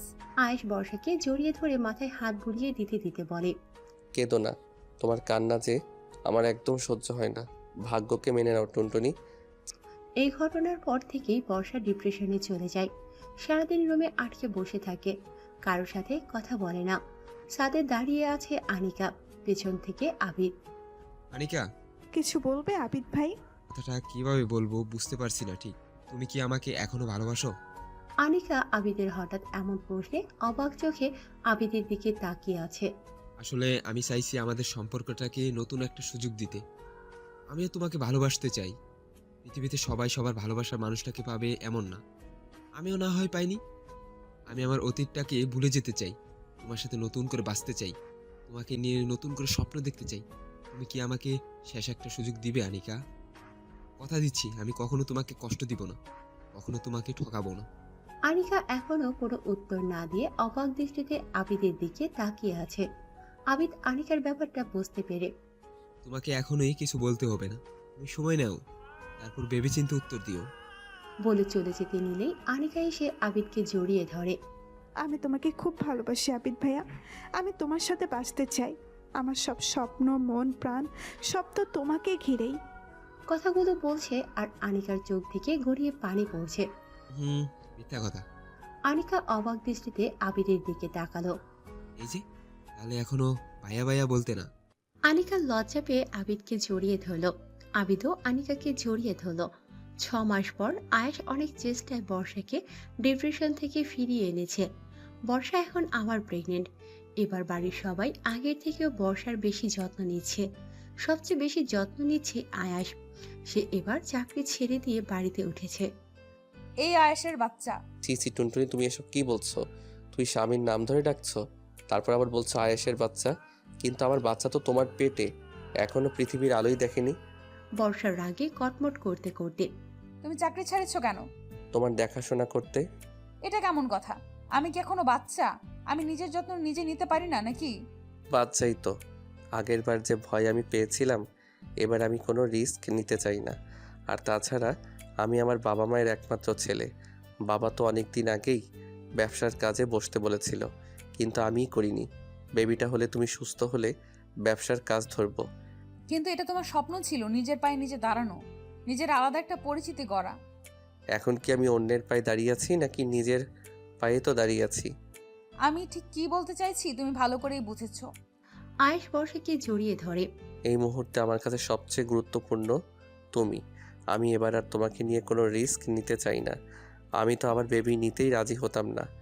এখন শুধু তোমার মুখের দিকে তাকিয়ে আর একটা ছোট্ট প্রিন্স অথবা প্রিন্সেসের লোকটা ঠিক সামলাতে না পেরে রাজি হয়েছি। কিন্তু এইবার 1 মিনিটের জন্যেও তোমাকে আমার চোখের আড়াল করব না। 5 বছর পর আয়েশ ল্যাপটপে কি যেন কাজ করছে আর বর্ষা ঘর গুছাচ্ছে। এই টুনটুনি, আয়ুষী বর্ষা আর আয়েশের একমাত্র রাজকন্যা। এই কি বললি তুই? এইসব তোকে কে শিখিয়েছে? পাপা। বর্ষা আয়েশের দিকে তাকিয়ে, এইসব শিক্ষা দাও মেয়েকে? আয়েশ একটা ঢোক গিলে। কই না তো। আমি দেখছি না ভাবছো? বাবা মেয়ে মিলে সব সময় আমার পেছনে লাগা। আয়েশ এসে বর্ষাকে জড়িয়ে ধরে। তোমার পেছনে লাগবো না তো কার পেছনে লাগবো? 10টা না 5টা না, আমার একটা মাত্র বউ। পাপা, তুমি আমাকে রেখে একা একাই মাম্মামকে আদর করছো? আয়াশ আর বর্ষা একগাল হেসে দুজনই আয়ুষীকে জড়িয়ে ধরল।